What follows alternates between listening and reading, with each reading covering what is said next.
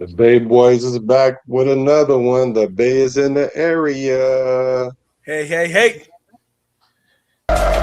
Just win, baby.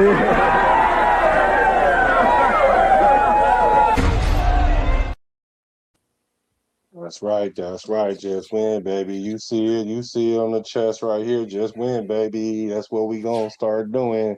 We about to start winning. And you Mm. win in the off season. You don't show up and start winning. You win in the off season. It started Mm-hmm. already. We're on our way. Welcome to Bay Area Raider Talk. You with your boy Black, the quarterback, and you also with the good Raider as well. We are simulcasting at the same time on each channel, so make sure you go to both one and hit the like button, hit the subscribe Yo, button, and Venti, let's what up? get it going. Let's get it going. What's up, brother? How you feeling? We talking Raider news this week. How we doing today, Venti? Yeah, we summer streaming today. For those who are for my channel tomorrow. Hopefully tomorrow we get back on. Actually, I think for the rest of the week it's gonna be just you and I every time I Mm-hmm. stream because my wife and kid are not here, so it's a good time That's to good. build that bonding. So for the Get it. rest of the week, I'm gonna be on this channel. For the rest of the weekend till Tuesday, I'm gonna be on this channel alone. After Tuesday, then we'll be doing both my channel separate and this channel as well. So yeah, Mm-hmm. thanks for coming in. Yes, yes. We today we just gonna talk the stuff that we heard this week. We're gonna talk Hmm. Raider news. Anything you guys want to talk about? Think we're gonna talk about some history stuff. I think we're gonna do a 10. We're gonna count down 10 players that you need to watch in camp. I did a segment earlier this week about five. Well, it was matter of fact, it was yesterday. Five camp battles that you should not overlook. So we can talk about those things or whatever you guys want to talk about, but we definitely want to talk about the Raider news this week. Absolutely, absolutely. So what's on your mind? Let's see. Let's Um, start off with. oh, I'll tell you what's on my mind, but you can go first. I, Go that's, ahead. Go ahead. I'm with it. that's, Go ahead. that's plenty on my mind. Uh-huh. Go ahead. Let's get to it. What you thinking? No to Stephon Diggs, no to Tyreek Hill. Okay, all Get right, hold on then. Wait. You went where I thought you was gonna go. Hold on. get out of here Let's let with him your see Justin this done. first. Jefferson going to the Las Vegas Raiders would make me cry myself to sleep at night with rage, as CBS put out a potential trade where Justin Jefferson goes to the Raiders from the Minnesota Vikings for a first and third round pick after Justin Jefferson forces his way out of Minnesota over the next 2 months. There is some smoke around that because the quarterback situation in Minnesota is atrocious. Kyler Murray looked awful in OTAs, and then he blamed that he's just not getting enough reps because Kyler Murray has never seen a situation in his life where he couldn't find a way to evade accountability, even after throwing back-to-back interceptions to start his final day of OTAs. So Justin Jefferson's in a situation where his quarterback will not be good. So he might push his way out of Minnesota. And for a first and third round pick, I think most Raiders fans would take that. Jefferson gets to go back to play with Kirk Cousins and also has a future with the number one overall pick, Fernando Mendoza, who I believe is going to be one of the best quarterbacks in the NFL. And if Justin Jefferson also believes in that, he could do a lot to develop Fernando Mendoza. So again, this from CBS would be an unmitigated disaster. However, there's a real path to it happening, and it's going to drive me insane if it does, because I still believe Justin Jefferson is the best wide receiver in the NFL.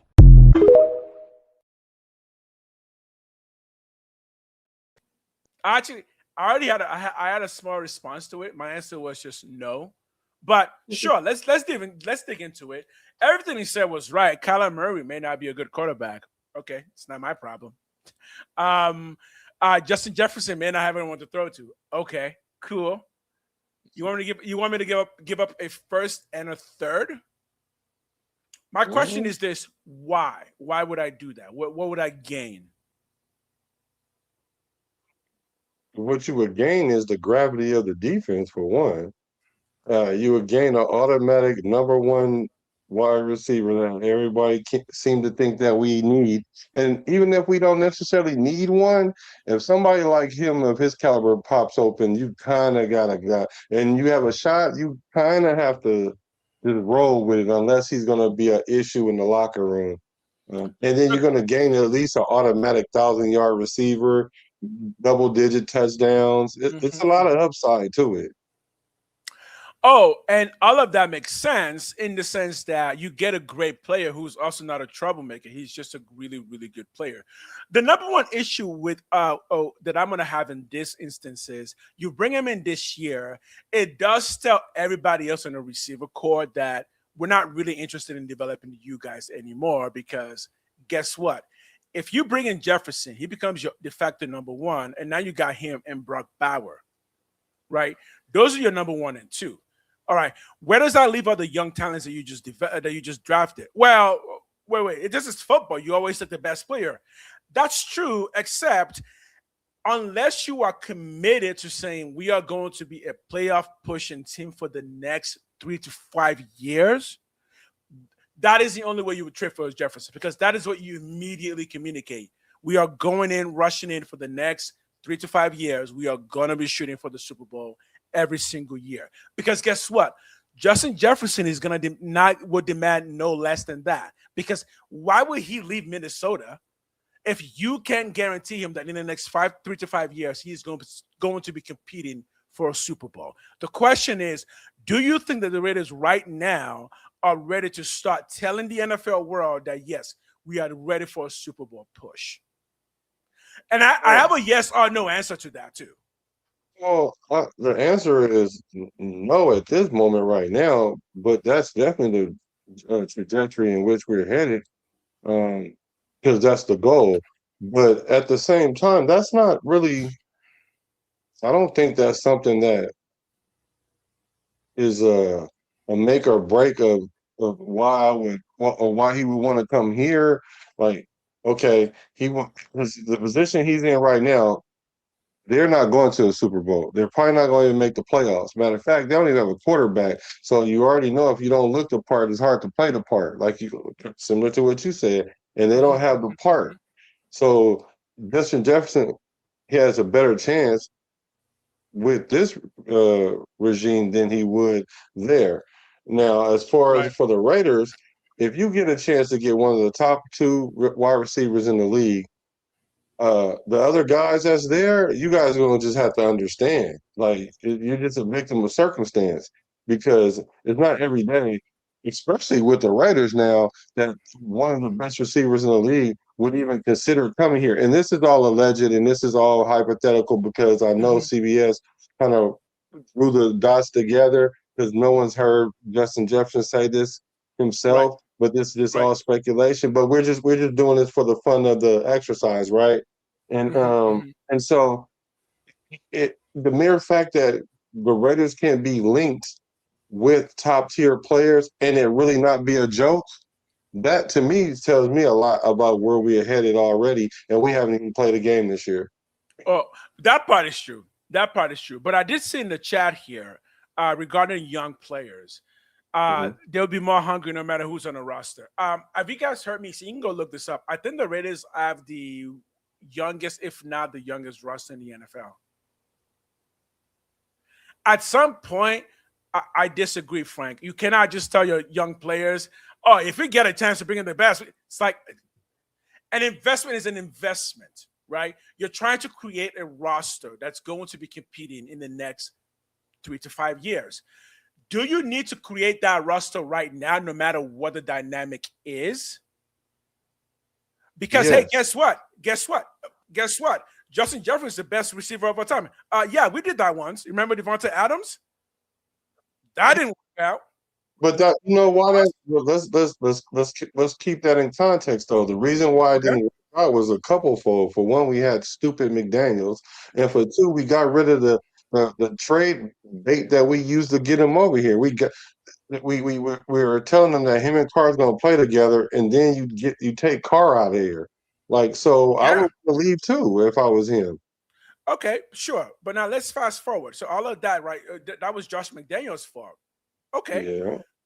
Let's just go ahead and assume that. Are we saying that for sure if you bring in Jefferson this time that our new coach is not going to somehow mess up that relationship to where a year from now we're going to have to share? No. How do you know that? because there's no false pretenses. There's no attachment to or trade bait while we were telling him to come here, other than you're coming here to play with Kirk Cousins, a Mm-hmm. quarterback you already played with, Mm-hmm. and a coach that you're familiar with, and then you Mm-hmm. get a chance to play with the newest quarterback that's in the league, and Mm-hmm. you can help build the team as it is. Because it wasn't like Minnesota really was a Super Bowl contender. They were a playoff contender, but that window closed very quickly. Now, Mm-hmm. for me, I would Trey Tucker's on his last year of his contract. He might not even be here next year. I mean, like our quarterback room isn't even like cemented yet. It's not even wet cement yet. So Mm-hmm. Naylor is Mm-hmm. a third. He was a third, not a third string, but a third option wide receiver. Besh, Dante Thornton. We don't even know what we have. So we don't really have a quarterback room. Now, if we brought in Justin Jefferson, we need to at that point, then we need to create the room around him. And if we're That creating a room and that's around him, and that's the answer. then And that's there's the no reason for my issue. no. And that's the Hmm? reason for my no. That's why I'm saying no. I don't want to create a room around Justin Jefferson. I want to create a Who are room we around creating Brock it around Bauer. now? I want to create a room around Brock Bauer. I want to create a room around Trey Tucker. I want to create a room around Malik Benson. I want to create a room around the young players that you invested in. If So, you go and if you go and get the best wide receiver, you do so with the hope that you will win. But here, guess what? You're all new coaches, all of you. Rob Leonard is new, Clint Kubiak is new, and you want to bring a yes. potential Hall of Famer wide receiver into all of that. Me building an organization, my answer is no. Guess what? We've done it before. It didn't work. We With did it with who? Randy. We did it with Randy Moss. Yeah, Didn't Randy work. Moss had We a did it. bad attitude. And how many Exactly. years ago was and how We did. many years ago We was did. that? We So did it that with. means we don't do it again. That We means we did it. don't do it again because Randy Moss had Here's my a point. bad Here's attitude and he didn't have no quarterback. That's the reason why he was out there exactly. pouting. It's always But someone but else. we It's have a quarterback. That's not even the situation we're in right now. again, it's always some reason. That's what I'm saying. When it goes bad, there's always a reason it went bad. But let's look at the facts that we got here. Sure, Randy Moss, that had an excuse. Antonio Brown, that also had an excuse. And Devonta Adams, that also had an excuse. Well, give me one time when we went in and got a big wide receiver that actually worked out with no excuses. Michael Crabtree. Michael Crabtree worked out for like half a season. What are you talking No, about? he didn't work out for half a season. He worked out for a couple seasons, and he was winning hella games for us. But my And and the reason why we got rid of him was because Gruden. Because it wasn't because of him.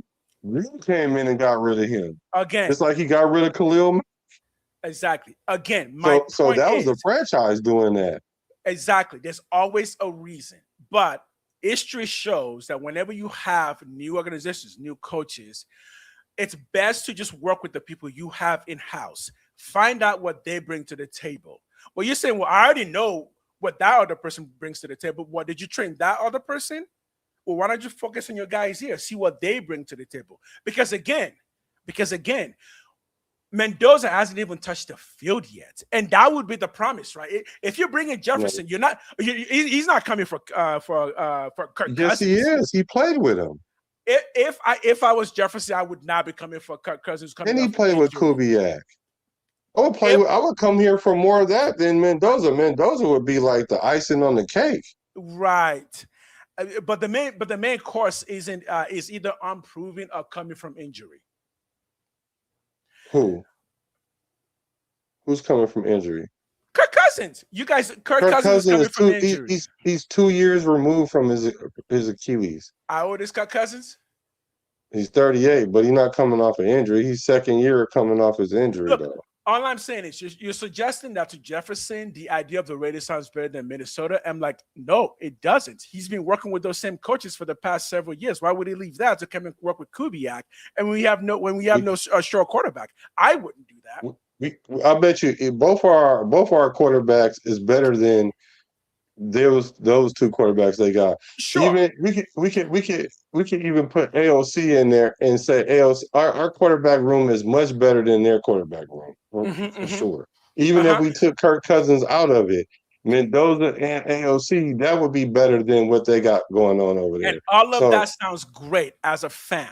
All of that sounds no, great. as a As player, as an organization, for the Raiders, it doesn't make sense. It mixes up your messaging.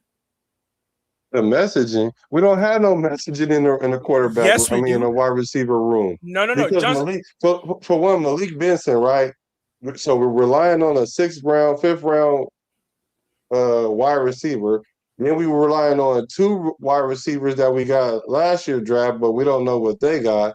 Then we mm-hmm, relying on a third option wide receiver and mm-hmm. Trey Tucker, which is probably in any other room, he would be the second best wide receiver, or at best. I mean, because his best season is only 700 yards. I mean, like Right. that's not wowing the quarterback room. I mean, the wide receiver room. Any wide receiver that got 1,000 yards to come in and be an automatic number one wide receiver, even with Tucker there. So Okay.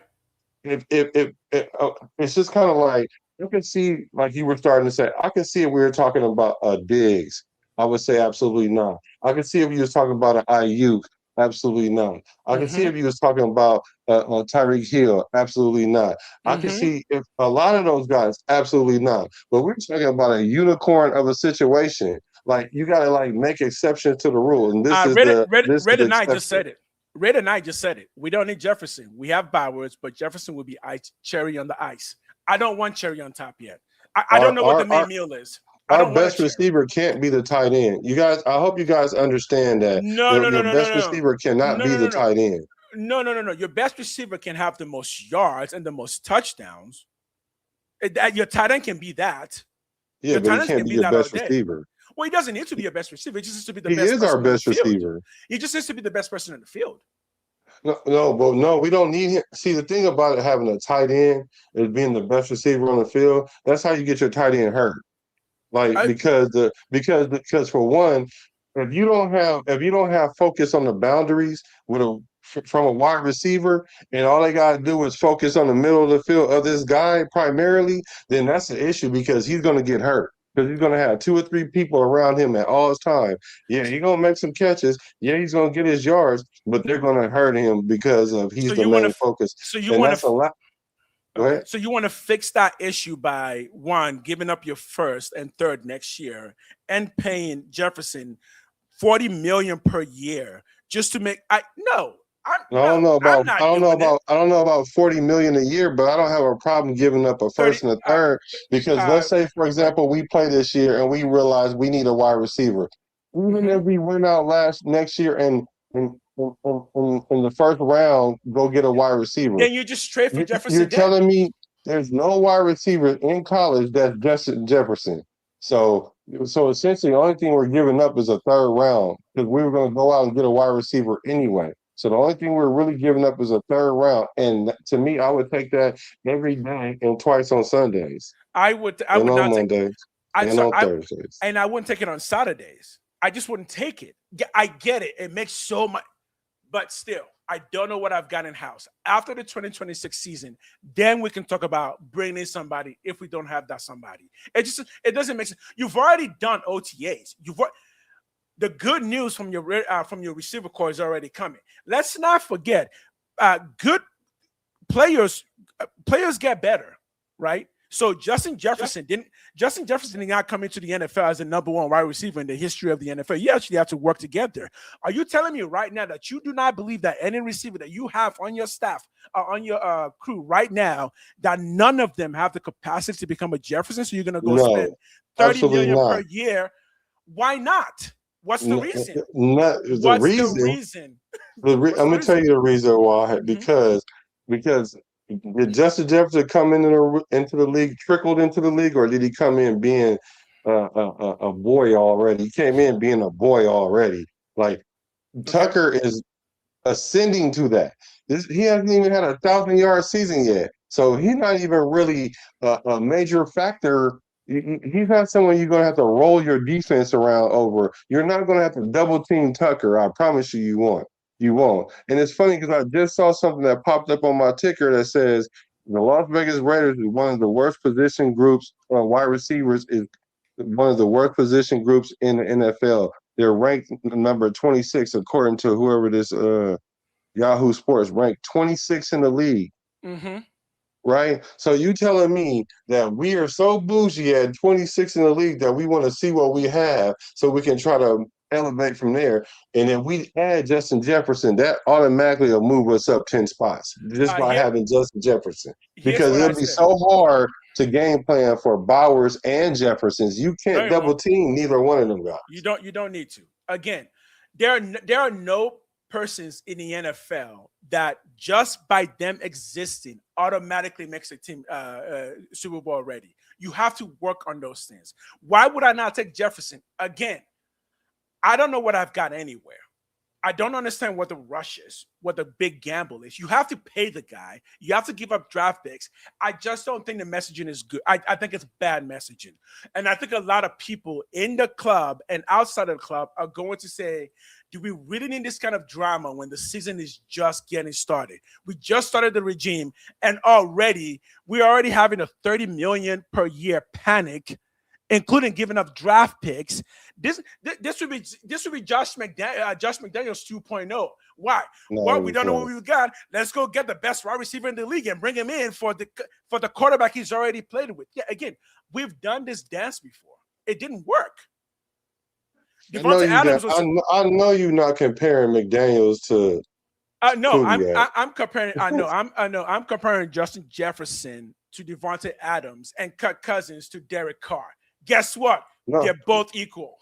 Yeah, but they are. I would agree with that. But So we're not telling Justin Jefferson, hey, you guys are we're bringing you in for Kirk Cousins because everybody knows Kirk Cousins is he's kind of like a parking meter in San Francisco or downtown Oakland. You better keep putting coins in that thing before it expires, because what's exactly going to happen is he's either going to play good and then we'll keep extending him, or he doesn't play good and he's going to go. But Jefferson will know that we already have a franchise quarterback. It's not like it's going to be some secret or something like ambushing him, unlike what happened to Devontae Adams, because you went from Derek Carr to Aiden O'Connell and Gardner Minshew. Like, come on, man. That will mess with you.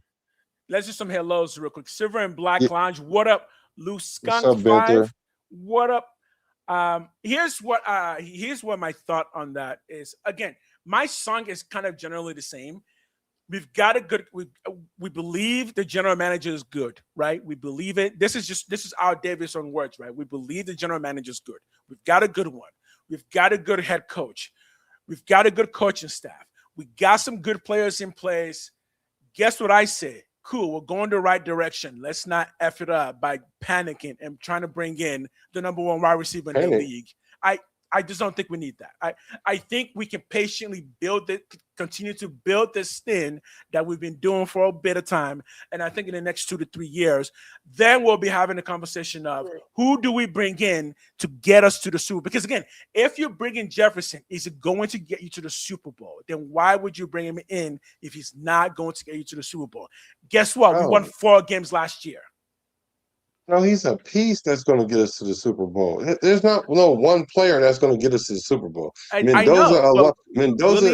in Mendoza is not going to be what brings us to the Super Bowl. What's going to bring us to the Super Bowl if we can collectively get a roster of 53 players, or however many to 52, 53 players. That's all in on the same agenda.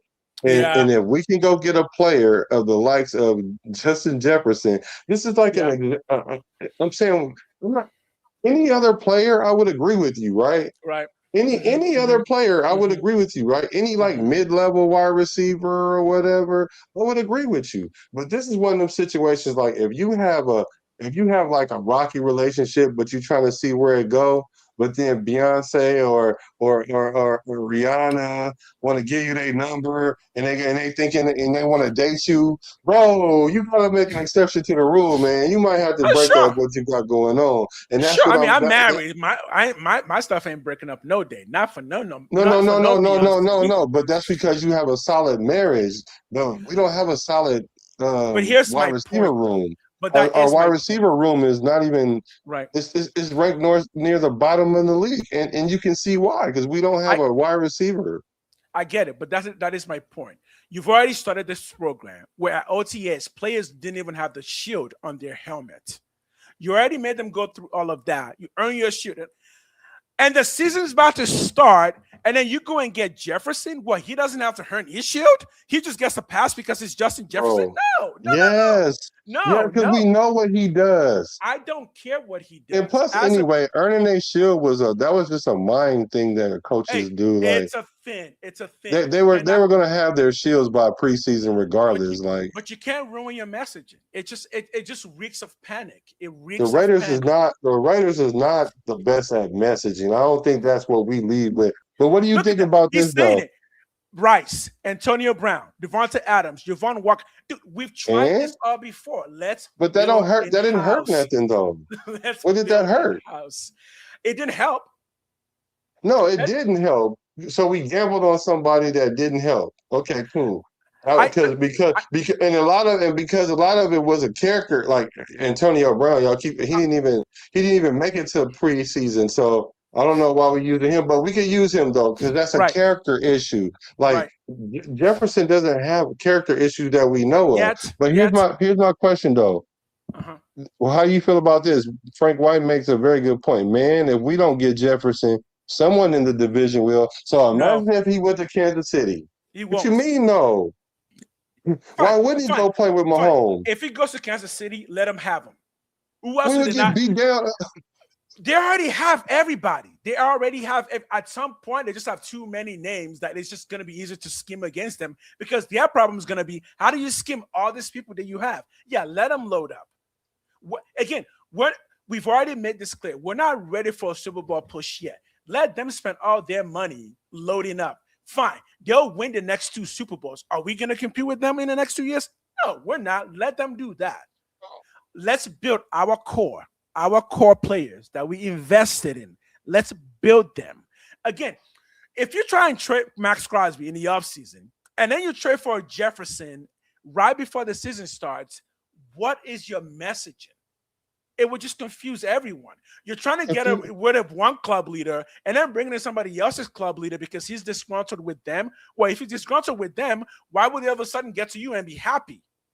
Why would he show up on day one and he's like, "Oh, I'm ready to go"? Okay. So since we talking messaging then, right? Is that the reason why that he's sitting up there saying that Aiden O'Connell is pushing Kirk Cousins and Mendoza when we know that they're not on the same level? Is that the messaging thing that we talking about? Wait, Because who's if doing that's that? what you're telling me, huh? Who's doing that? Who did that messaging? You talking about the coach? Kubiak said that. Oh, Kubiak said I wouldn't sleep on Aiden. Aiden is pushing Mendoza and he's pushing Kirk Cousins. And we right. know dang on well that Aiden O'Connell don't have a shot to start this year. But is that the messaging thing that we talking about? Because if that is what we're talking about, then okay, cool. If we're going to be consistent with that, we're going to be consistent all the way across, and we're going to think about messaging, and it may bring in bad messaging. Or to me, it could bring in the messaging that we're willing to do anything, especially spy tech, to make it happen. Because we dang No, near got rid of Max, right. right? But We that dang near got rid of Max. We win and we go out and somehow get Jay Jettis. That's uh-huh. telling me that we're really doing anything. Because even the times that we failed, when we failed with Devontae, that's because we were swinging for the fences. When we went Right. with Antonio It Pierce, was we were swinging for the swinging for the fences. fences. When we Both went with Antonios. yeah, both of them. And when we went with Pete Carroll, we were swinging for the fences. Now, granted, it didn't work. Right. Even Chip Kelly, we were swinging for the fences. I'm not Perfect. mad at us swinging at the fences, but the thing is, if it ain't gonna work, then cut bait quickly. Don't do like the Raiders do, double and And I triple down on it until the franchise is to a point that is so hard to recover that it takes 2 or 3 seasons to do so. okay, but here's what I think. I think John Spytek has made it pretty clear that his messaging is not swinging for the fences. That right now his messaging is we need to build the core player base in here that people want to come and watch here because we need some breakout stars. And I think that's where the Raiders are now. If you bring in Justin Jefferson, you will stunt somebody else's growth. Now, does that matter ultimately? Nope, because it's their fault, whatever. I get that. But the messaging right now is we need to build the base. When you come to Las Vegas Raiders, who are you coming for? We are going to get that. And then we're going to build around those people. We already have one of them for sure, right? We already have Brock Bowers for sure. We already have Genty for sure. Again, you don't need to bring in Jefferson right now because it doesn't make any practical sense. It's just like it would be extra, but you haven't even proven that you can do well with what you've got, let alone you're already looking for the dessert. You're not gonna do better. You're not gonna do better without him. I promise you. This wide receiver core is not gonna do better than Jefferson by itself. Look, Like for real. Jefferson might have more yards than like our two top wide receivers this year. here's the And question. if he don't, he gonna be within 100 or 150 yards. He Okay, might score more touchdowns than our top two wide receivers. Like true. we're talking So, about Justin Jefferson. We ain't talking right, about. We're not talking about. It's only two wide receivers that will fit this conversation. It'd be Justin Jefferson and Jamar Chase. And right. I really probably wouldn't even go with Jamar Chase. Uh, I'm lying. I will go with Jamar Chase. So Okay. them is the only two exceptions to the rule, bro. I So, agree with everything yeah, else you're saying, but these okay. two guys are the exception to the rule. So answer me this: if they're the exception to the rule, how come their team doesn't win? What you want to know why? Let's start with Cincinnati. We know why Cincinnati don't win because they don't It, have an O line. They don't have an O line. They don't have running back, a consistent running game, and they don't. And their defense is suspect as all outside. So they got three or phases, and the fourth reason why is because the quarterback and the two wide receivers got all the money, so they can't even fix their situations. okay, Now, go the ahead. teams that win are teams who build. And then once they've built, you'll see them make that splash play, right? Look at the Rams. They do it every year. But the Rams didn't start their dynasty by trading for everyone. No, they started their dynasty and went to the Super Bowl with Jared Goff. And then after Jared Goff realized there's one missing link, which is somebody who can just throw with a One little player. bit more accuracy. And then they brought in Yeah, that play. But they already had everything else. We don't right. have anything else. Yes, we do. What do you mean? On offense, we went and We got Tyler haven't Linden. we haven't played We went again and with got Tyler any of them. Lindenbaum, so we upgraded the O line. The O line is upgraded. We have a Right. tight end. We have a running back. I mean, like I don't. The only thing we don't have is a wide receiver. Again, played. Like you said, they brought in the quarterback because Okay. that was the piece they needed. Well, we need a Right. wide receiver. That Right. would be the piece that we need. But we haven't played a game yet. That's the difference. They went to the Super Bowl. So So that's my now, point. so we gotta wait till we get almost to the Super Bowl and then Yes. go get a number one wide Yes. receiver. Yes. No, You know what? because if these wide receivers don't do half as good this year, we're gonna go get a If first round wide receiver exactly. next If year. And so that's been then my you whole telling me point, right? If and then, so you telling me bring in an unproven wide receiver that's never played in the NFL because that's the argument that we have right now that we Mhm. haven't even played a game yet. So we're going to rely on a wide receiver that we don't know who it is. We don't know what level he's going to be because we don't know where we're drafting at. But what we do know is we have Justin Jefferson, who's been the top wide receiver since he's been here. Mhm. Since he's been in the league, like we Yeah, know what he brings. we do. We do. There's nothing to guess about. Yeah, exactly. But it also doesn't mean that we're going to win more than 4 games. Yeah, dude. That's well, in theory, it should. In theory, it should.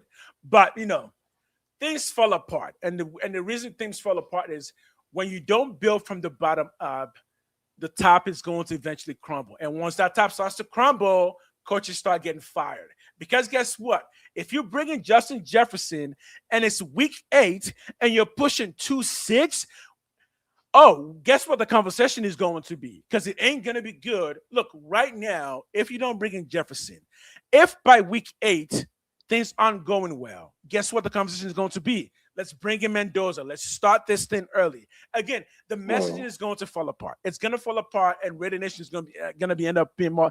How is it that we I don't fired? care. How many coaches have we fired in the past 6 We're years? not firing That's Kubiak why no time soon, bro. we Kubiak is not getting fired no time soon, we bro. weren't gonna fire Pete no time soon. We weren't gonna fire No, he was McDaniels only no going to time be soon. here for 2 years, max. This is the same message. That's what I'm saying. This is the same message. We're not gonna fire him. Let's just let's not. Let's just build. Let's just build. This is a Build what? rebuild. Let's rebuild. Build what? What can we build with two Okay. sticks So and perfect. two sticks and a twig? That's what we have in wide receiver. So Like, this sure, is we the can start a fire, but we can't start no blaze. right. Like we Here's we got to be realistic about our wide here's what receiver room. right. Like, So here's what I'll say. Here's what I'll say. If you watch Malik Benson play, I see archetypes of an Antonio Brown. He has enough playing time in college through 3 programs, so he knows he's NFL ready. Some reason though he's not quite breaking out. If you give him a season, maybe 2, see what he's got, you might get a breakout. Because guess what? Before Max Crosby became Max Crosby, what was Max Crosby? Some random 4th round pick from some pro down college in East Michigan that nobody knew about. Again, this is why rebuilds exist. If you could just spend your way into the Super Bowl, you would. But teams cannot spend their way into the Super Bowl. They can spend their way to win the Super Bowl. The Raiders are not ready to spend their way to win the Super Bowl. We need we need to build what we have to become something that can be in the Super Bowl. That's my well, argument. you got to spend some money to get to the Super Bowl. You can't spend money to win it, We but already you got did. to spend We've money. already But you got done to that. spend money to get to it. Look at the Tyler Rams. Lindenbaugh. What you think they're No. what do you think they're doing? The Rams have been competing for a Super Bowl for the past 5 years. We're And not they even keep there. throwing more money Tyler, at it. Tyler Lindenbaum, we signed him. N'Kobe Dean, we signed him. Quay Walker, we signed. How many people We did we threw money sign at it. this year? How many people Well, did we sign we this year? had to. We didn't have nobody. We had to. Yes, to Our build roster a was team. our roster was zero. You know how many quarterbacks we had on the roster at the end of the season? One. We had one quarterback, so of course we had to go get quarterbacks. You know Okay. how many linebackers we had? Like, Mm-hmm. what the two that's backing up the two that we got? Like, Mm-hmm. we didn't really have. How many? You know how many free safeties we had? Zero.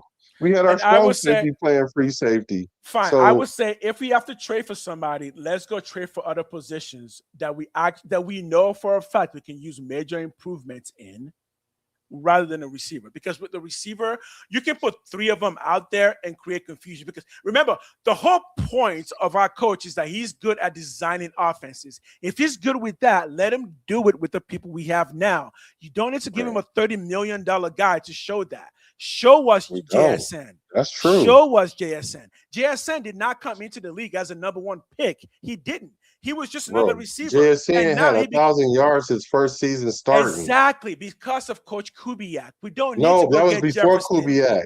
That was before Kubiak got there. He went from 1,100 yards to like 1,800 yards when Did he get Kubiak got did he there. But get better under Kubiak? he had already had 1,100 yards before Fine. Kubiak got Trey there. Tucker had almost 800 yards last year.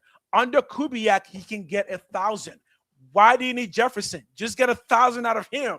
That's my point. Do you hear yourself? Yes. With Kubiak, we can make Trey Tucker the bottom level of what JSN was before he even got to Kubiak. So you're telling me that means Tucker can only get so high. Tucker's not about to have 1,700 yards. He's not about to have 1,500 Okay. yards. He's Okay. probably not even gonna have 1,200 yards. Okay. Like, to keep it solid. Why would he not get 1,200? The quarterback play last Because, year was because garbage. he's not that. Because he's not No, that good. no. But you said the quarterback play last year was garbage. O-line play last year was garbage. Running back play last year was decent. When you fix those things, he can get you 1,000 yards. He can get you 1,200 yards. Yeah. The extreme though. 300 more yards is like another quarter of his production. I think we can run it up. Actually, it's almost half of. He almost have to. It's almost 50%, like 40% more production. So, Okay. so let's just say we shore up all those things that we are just talking about, and then he barely gets to 1,000 yards. And what I'm saying to you is, JSN was already that before even Kubiak got there. Okay. He was already 1,000-yard receiver. So now we're building up 1,000-yard receiver. So what we think he gonna be like 1,200 the next year after that? No, he's gonna cap out because Tucker is not. As much as I love Tucker, he is not that good. And we're not scheming that great because it's not about just scheme. Okay, He's not here because of scheme. He's here because of the type of person he is. And plus, anyway, we don't even know if we're going to keep him because this is the last year of his contract. again, but those are all hypotheticals. Like Justin Jefferson is proven, so he'll be better for sure. But again, you can't guarantee me getting more wins for 30 million a year and a first round loss. But he's incredible. It's like, yeah, but so is Bowers. Okay, let's say, what about this? What about Trey Tucker with Kubiak gets 300 more yards? Now he's at 900. Just 300 more yards. Actually, at 300 more yards, he'll be at 1,000. And then let's say Brock Bowers gets 250 more yards. I mean, let's play Moneyball, right? You want to get Jefferson, right? No, I don't want to. Let's play Moneyball. I've got receivers. Let's say I've got 3 of them for the price of a Justin Jefferson. Let's just spread it on what they can do. The scheming will be better because if you bring in Jefferson, guess what? Now everybody knows Jefferson is your game plan.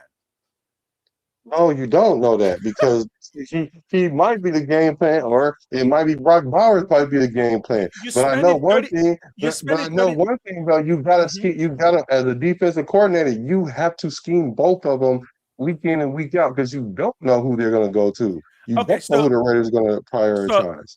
now I don't fully agree with And, what but Lou now if just you said, get but 3 wide receivers, 3 mid-tier wide receivers, they're not scheming for them. They're not scheming for Tucker like that. I promise you. mhm. They're not scheming for Bench like that. They're not Mhm. scheming for Dante Thornton. They're not scheming for Naylor. The Yet, defenses are not going to be scheming for none of them. I promise you. yet, They're going to be yet, scheming for Brock Bowers, and yet. that's going to be too much because eventually he's going to get hurt if they keep doing that. So we have to Okay. get somebody on the wide receiver to take the pressure off of Bowers. Okay, so Have here's to. my answer to that. You're right. They're not scheming for them. They're not scheming for them yet. The whole point of bringing in a Kubiak is to show that you need to scheme for these guys now because Kubiak knows how to scheme for them. That's the whole point. If you bring in a Kubiak and then say, "Oh, dude, he cannot fix his wide receiver room. Let's go get somebody." No, the whole point is this: let them scheme for what Kubiak is going to do. And now Lou just said it right, and he said Tim Brown was homegrown. Do it the right way.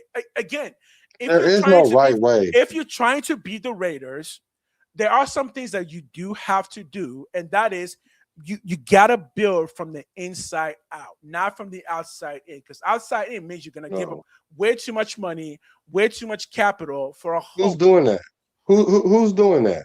Doing Name a what? team that's doing that.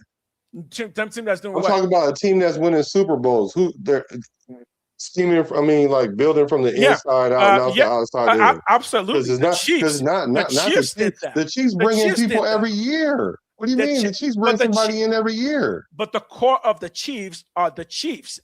Patrick Who? Mahomes, he's a chief. Patrick Mahomes is a chief. We're talking Travis about 2 Kelsey, he's a players. chief. We're talking about Got 2 players, but let's talk Chris about their defense. They're not Chris building their Jones. defense from the Chris, inside out. They're not. They bring in a different receiver every year. Like they don't. They're not bringing somebody that they drafted and then making him their prioritized wide receiver. They're not okay, doing but that. are They're they not even spent? doing that with their running backs. They just got a running back from where? Seattle. So they're Are not they? building from the inside out. They're Yes. not.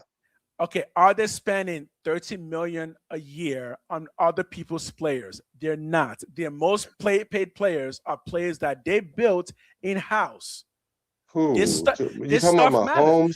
Their You most talking about Mahomes? their most expensive player also happens to be the player that they groom themselves. That says a lot to the fan base. It says a lot to the other players that are there. It says that you're going to believe in us to develop our skills rather than just bringing in people and paying boatloads just to bring in somebody else because you don't think we can develop to the level of a Jefferson. How old is Jefferson? 28, He's right? 27. He's 27. 27. But what and he just We, turned 27. we've But got what players that player, are 5 years younger than that. We've got but they're younger not players. they're not even close to him though. But They're not. name a player that Kansas City have that they drafted. Talking about Mahomes, the quarterback, because all the teams go draft a quarterback. We're talking Uh, about their whole team because you said we're going to build the team from the inside out. So name a player, and Kelsey been there hella long, so let's not even use him. Name uh, another player outside of them 2 players that they've drafted since they've had them 2 players. Name a uh-huh. player that they've drafted that they've just homegrown. Okay. Like You know what? You know why we can't name them? Because every time the Chiefs win a Super Bowl, they lose those players to other teams. Like who? Yeah, other teams go trade for those players. I No, want to read this question. I want to yeah, read this real quick. He said this Jefferson stuff is fantasy. Why would Vikings trade their best player? Also, would he ask again, to hold exactly. on, would he actually come here? Another team not better than the Vikings. Again, First of all, we're better than we're going to be better than the Vikings this we're year for going sure to be.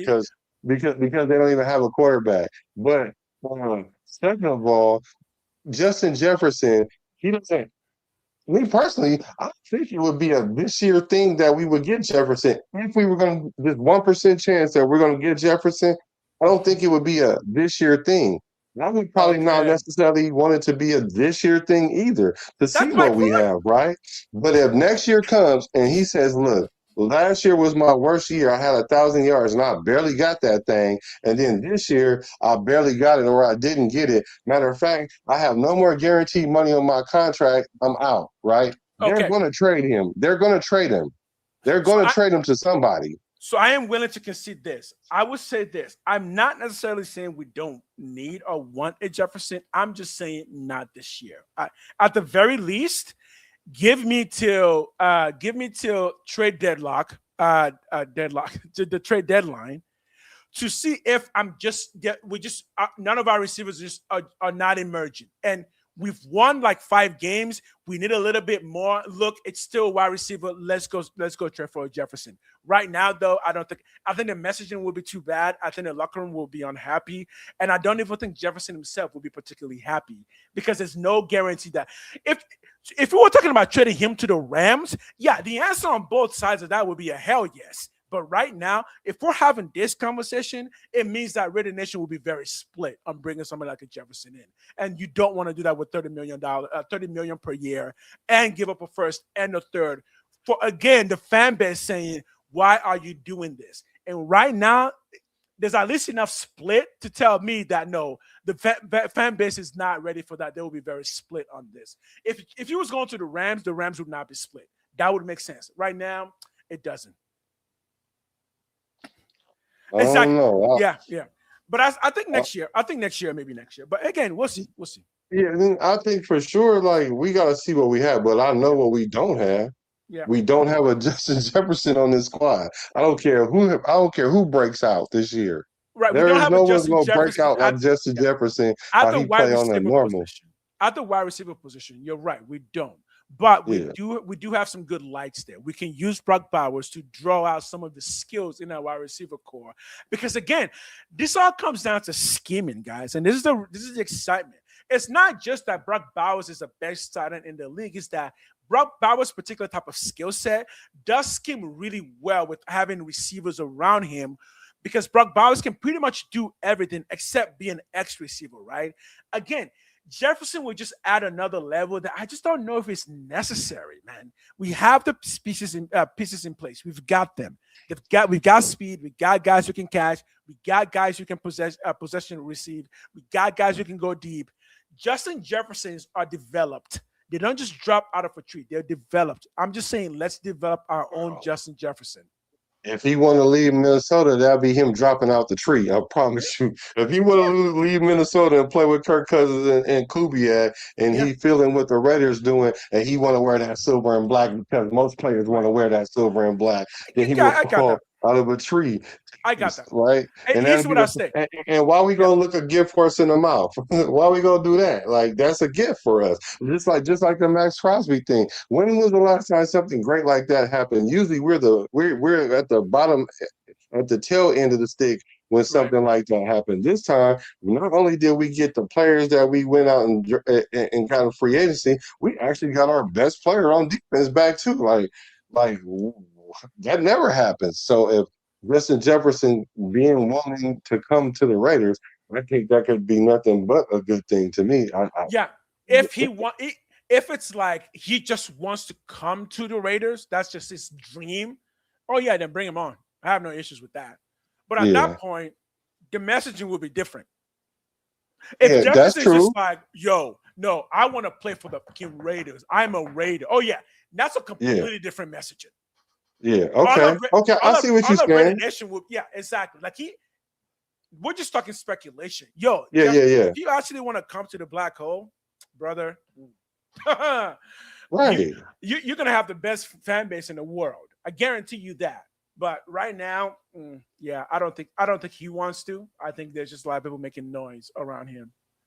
Oh yeah, we know it's just noise because it's that time of year and somebody just took a dot from way over here and a dot from way over there Over and there. then just drew a line, drew a line to it, and it was a straight line. So everybody was like, "Well, ain't nothing Someone, else to talk about, so I we're gonna guarantee you, talk about Justin Jefferson." So someone sitting up there going, Minnesota's really cold. Las Vegas is good weather. Let's connect the dot. He might like that. yeah, he might exactly. Right. Oh, Because even so much that we even because normally if something sounds so egregious, I wouldn't even touch it, right? But right. the fact that that 1% logic, I mean that 1% is actually a straight line though. That Yeah. little 1% is an actual straight line though, right? Because he really could be like, look, y'all messing with me, these quarterbacks. Y'all messing up my money because I'm at the end of my contract. I really want to get another big contract because I'm 27, right? I'm Uh-huh. trying to Uh-huh. break the bank on this contract, but y'all giving me a quarterback that's going to give me another 1,000 yards when I'm a 13, 14, 15 yard, 100 yard or more. JSN just has 17, 1,800 yards. That means Jay Jettis need to go get like 1,600 yards if he want to get paid. And he ain't gonna get that with McCarthy because he can't stay healthy. And Kyler Murray don't want to study, so he ain't gonna get it to him. So Jefferson looking at the writing on the wall, be like, look, going into my last year, I'm not dealing with this. Y'all gonna have to trade me. And they're gonna have to trade him if he says that, especially if he come out and say something in a cryptic tweet talking about he likes silver and black. Because if he do something like that, then it's gonna be over. I agree. The team that's likely, a sneaky team likely to get a Jefferson that we haven't talked about is actually the 49ers. I I can knew you see was them gonna doing say that. that. Yeah, I knew I you can was see gonna them. say that. Yeah. I knew you was gonna say that. Exactly. Say why. Say And you're why. not Tell me wrong. why. Tell me And you're why. not wrong because they're closer to going to the Super Bowl, and they're just a number one wide receiver away from blowing that offense wide open. And it's the same Yes. kind of offense that Kubiak, similar, not the same, but it's still a Exactly. Kubiak. It's a Kubiak system, Exactly. so it would be a better fit for him there. And then not only that, the pressure of being a 49er is nowhere near the pressure of being a Raider in this situation. I love football that makes sense. J- we can claim that all the best players in the NFL want to play for the Raiders, but it's like at some point, even they know what makes sense and what doesn't. And I think if there's a team that he really wants to go to, it would be the Niners, especially since Brandon Ayuk is definitely not going back to the Niners, right? Right. So Yeah. yeah, So that and it's someone just said that Brandon is the only one available. I don't want Brandon Ayuk either. I don't want him.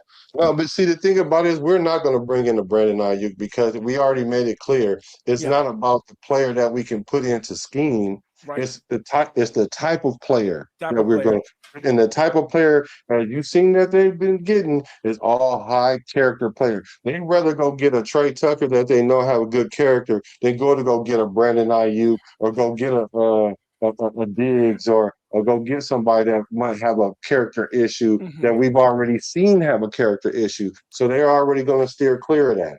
And I'm so gonna tell you. I get it because you can do more with character guys than scheme fit guys. I get it. I agree. I Yeah. will agree with that. I'm not gonna lie to you. I that first round pick you're talking about. No, I really rather spend that on a quarter and a wide receiver next year in the draft. Me personally, I do. I think in the worst case, in the most medium case scenario for the Raiders, we still get a top 15 pick in next year's draft, meaning we won about 6 to 8 games and we can still draft because I love Jefferson. But again, I'm not familiar with his game. He's up there. Somebody trained him up there. I kind of want to just build our own guys in house. So I would love to have the next Team Brown, but I think I would love to draft the next Team Brown rather than just trading for, you know. Mhm.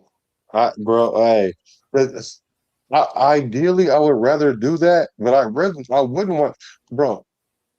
So this worked a couple ways. If we go get a wide receiver in the first round and we have other areas that we need to address, I'm going to be pissed because I'm going to be like, the wide receiver is probably the last position we need to fill out, especially with a number one receiver because they're going to a first round wide receiver because they're going to be diva-ish. I promise you. Those Mm-hmm. first round wide receivers are diva-ish unless you Mm-hmm. just get this super humble guy. And the thing about Tim Brown was he found Jesus Christ while he was after he when he came to the Raiders. So he became that humble guy, and that's why we learned to love Tim Brown because he wasn't above the shield. Although Mm. we knew he was the best player that we had for many, Yeah. many years. And I don't think that these new receivers are even like that because the culture is not even like that no more. Because even the culture says it's about me, me, me, me, me. And Justin Jefferson has a little bit of that. Because I have Mm-hmm. a problem with a player wearing gang of diamonds and teeth busted out and diamond earrings and all that. Because I'm like, if I'm on defense and I see that, I'm trying to bust his head open every time. I mean, I'm trying to Mm. hurt him every time just because you're a prima donna. You ain't out here to play football. You think it's a fashion show? Right, But right, right, right, he's so great at what he's doing. You gotta be great if that's what you're gonna do, right? right. And all I'm saying that to say is the dynamic of wide receivers or just players in general is different than Tim Brown going to go get a humble guy like that in the first round. We're not going to do that. Now you might can find that in the Malik Benson, Right, right? Somebody right, that's going to come from out the ashes and then rise to be a fiery phoenix, then you might could get that. But right. that's a long stretch. So Mm-hmm. I get why we wouldn't want to necessarily do that. Of course, we would rather get it from the inside. But the way we're building this team is we are looking for the future, and we got future pieces. But we Mm-hmm. also got some pieces right now because we're trying to win some games right now too. We're not trying to Right, just be losers. Not 4 wins next year. right. There's no way I see us winning 4 games next year, and that's it. There's no way I see that. No I way think I see it. I think last year we definitively knew that the biggest issue was O line. That was clear on No. the offense, Oh, right? you talking about after Last the year. season was over No, just or at the last year beginning in of the season? general. Last year, from the beginning to end, the biggest issue was always O line. Well, for me, I had a different take than that. My biggest issue all last year was not the O line, but it was Okay. somebody associated with the O line, which is Chip Kelly. Because if you don't call plays right, even if your O line is deficient, as an offensive coordinator, you're supposed to call plays for the strengths of your O line Right. and avoid the weaknesses. And we did neither. We didn't play towards our strength or our weaknesses of our O line because Chip Kelly was sabotaging the team because he was trying to be the head coach and he wanted to bring his own Mm, receiver in. He didn't like Geno Smith. Like he didn't want Geno Smith as his quarterback. right, So right, right, that's what right. was an issue right there. But for your argument though, outside of that, it was the O line. Yes, I'll go with And that. Let's and run I with it. think this year, John Spytek and company did fix our biggest issues, which is we needed a good coaching staff, somebody who was young, a tactician, and ready to go big. We got that, and then he went ahead and just fixed the number one thing that we all knew was the O line. I think with those two improvements, I think other parts can fall into place rather than going out. And I mean, look, I'm not against the argument of let's just fix it by just buying it. Yeah, I get it, but right now, no, money's scarce. Money's scarce. We fixed the quarterback position first, and then we fixed the safety position first. Then we started dealing with the O line. So those are the two major things that we needed to take care of was our safety Hmm. position and our Hmm. quarterback position. And then we addressed the O line, and we only got one player Yeah, because yeah, we got a free agent and we got one player in the draft from the O line. Yeah. So really, and now we got 2 players in free agency because we got Burford and Linderbaum. And Linderbaum right, was like getting a player and a half or 2 players. right, So right. we did address those things, and I think Spike Tech did an awesome job of taking care of multiple positions. Are all the holes done? No, but we had like about 15 holes in this boat. We was Swiss cheese up in this thing. So at least we plugged some of them up, and we're not Right. sinking as fast. A couple of our people can put our hands in a boat. We might got a little leak, but I hope it's not a big leak. And if it is a big leak, then we can handle that next year in the off season because we Exactly, know where the exactly, big leaks are on our exactly, team. exactly. Yeah. And again, like I look, if Jefferson wants to come to the Raiders, bring him to the Raiders. But I do think there is very good logic and sense in saying let's let's just wait at the very least to half the season. It's not like we got a bunch of scrubs as receivers. They are in the 1% of in the world when it comes to football.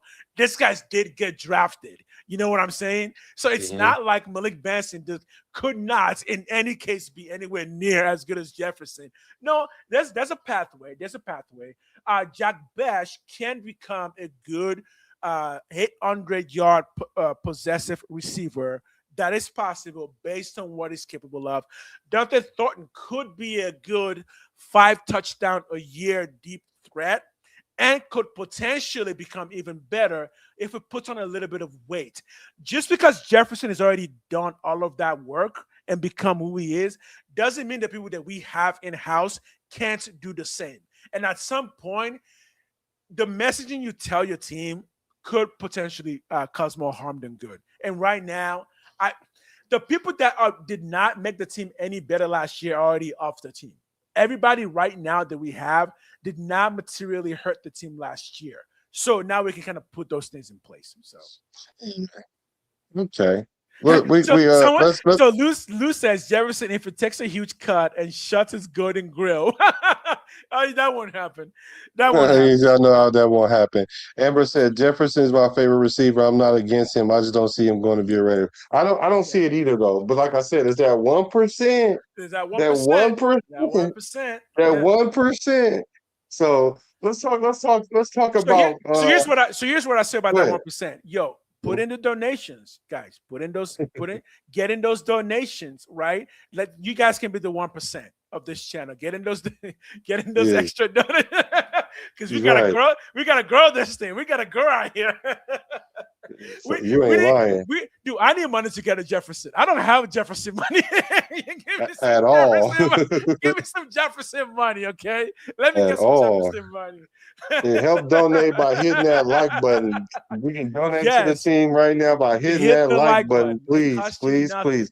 And if you guys have any topics that you guys want us to address, put a queue for question, and so that way we can see it in the chat and then we'll address it.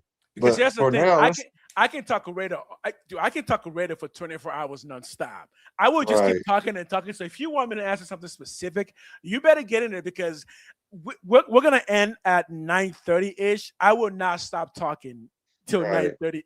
So you better get Right. your questions We'll in. be talking Justin Jefferson for 2 hours because we For two already hours. talked an hour about him. But I do want Ah, to talk about the camp because that's what's coming up in a few weeks here. And ah, we want to ah. talk about 10 players that you think that we should really watch Yo, in the camp. real So quick, what are your thoughts? for those who follow my channel specifically, camp is going to be crazy for us because I'm going to do videos for every single player that's getting buzzed, like in-depth breakdowns, their feet work, their hand work, their speed, their everything. I'm going to break them down so much you're going to think I'm a surgeon.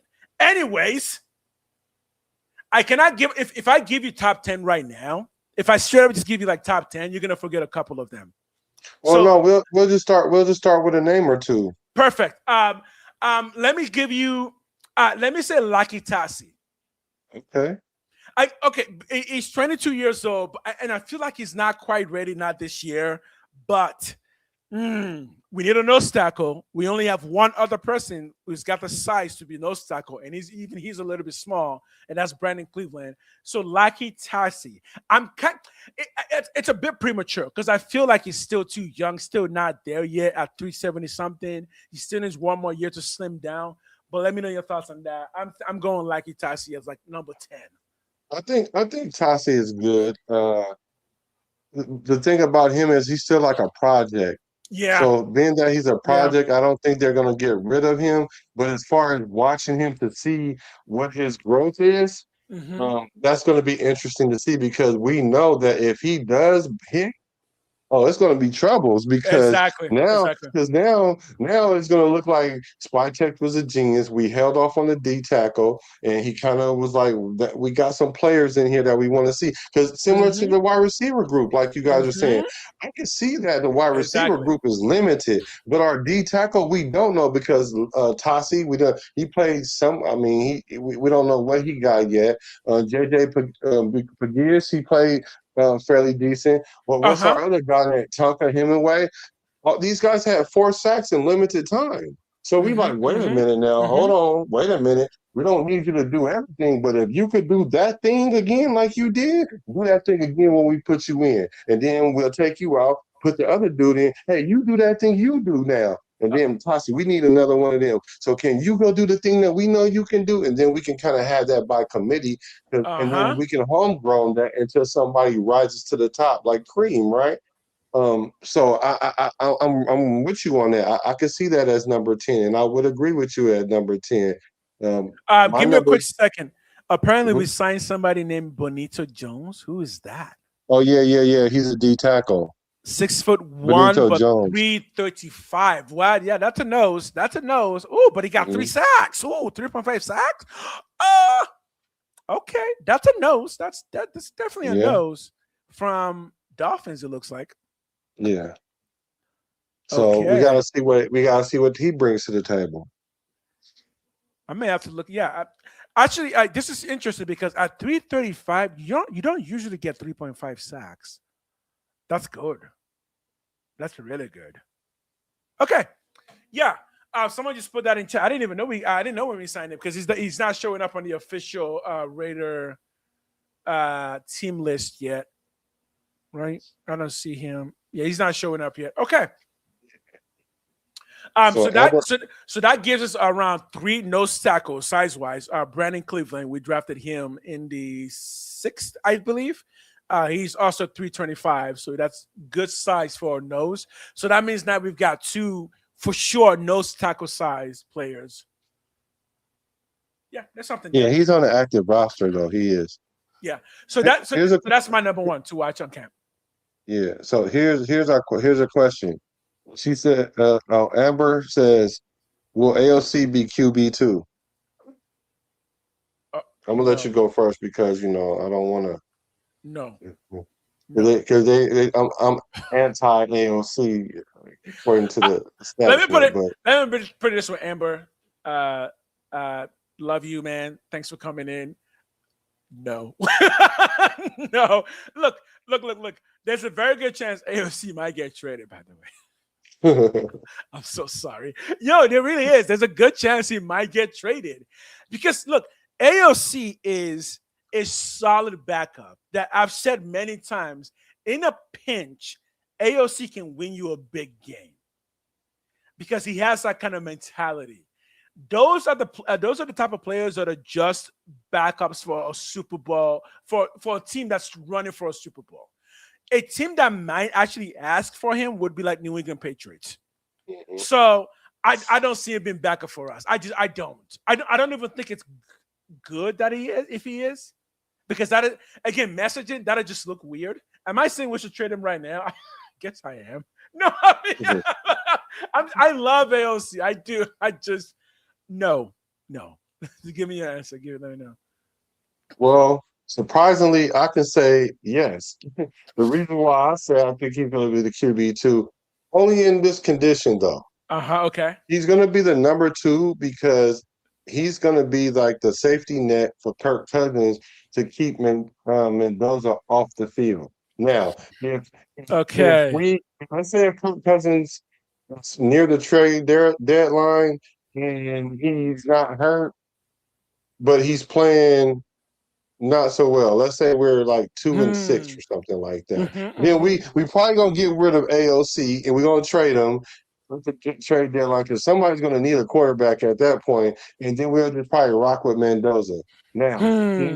if for whatever reason that Kirk Cousins is playing good, then we probably still get rid of AOC. You know what I'm saying? So I can see AOC being Yeah. traded. We're just gonna hold on to him as long as we can as a security blanket to keep Mendoza off the field, unless we are unless we are confident that if something does happen to Kirk Cousins, we're gonna go straight to Mendoza. And if we're and this is what we're not privy to, if they really, really want to keep Mendoza off the field for the full year, then we're gonna keep AOC for the full year.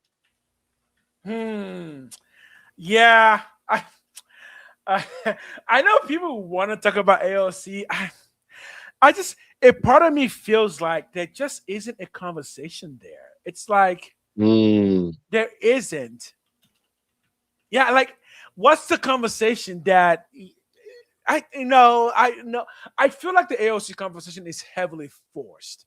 He's not the future. He's not even the future like backup necessarily because we're gonna draft another quarterback next year in the 5th, and if that quarterback happens to be better than AOC, Right. it's just it's forced. You know what I mean? It's like no, there's nothing here. You know what's for? You know why it's forced though?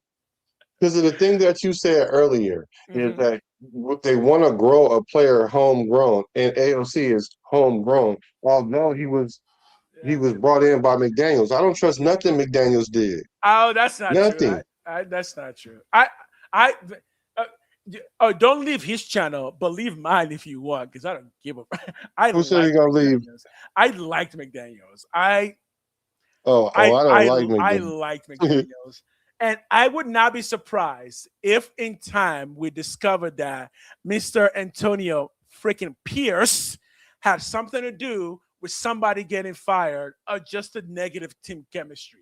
That's all I'm going to say on that. All right. Amber says, most reporters whispering how AOC is looking bad. They always say that every year. They say that every year about him in camp. Every year. They say that about him every year, and every coaching staff says, hey, AOC is a consummate pro. We love him. He's a great kid, but they don't never start him. They don't never all these coaches that said that he's a good player or whatever, they don't never start him though.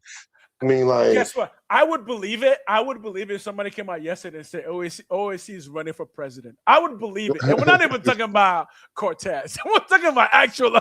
I would believe it because apparently that man can't do no wrong. The only thing he cannot do is run in the pocket.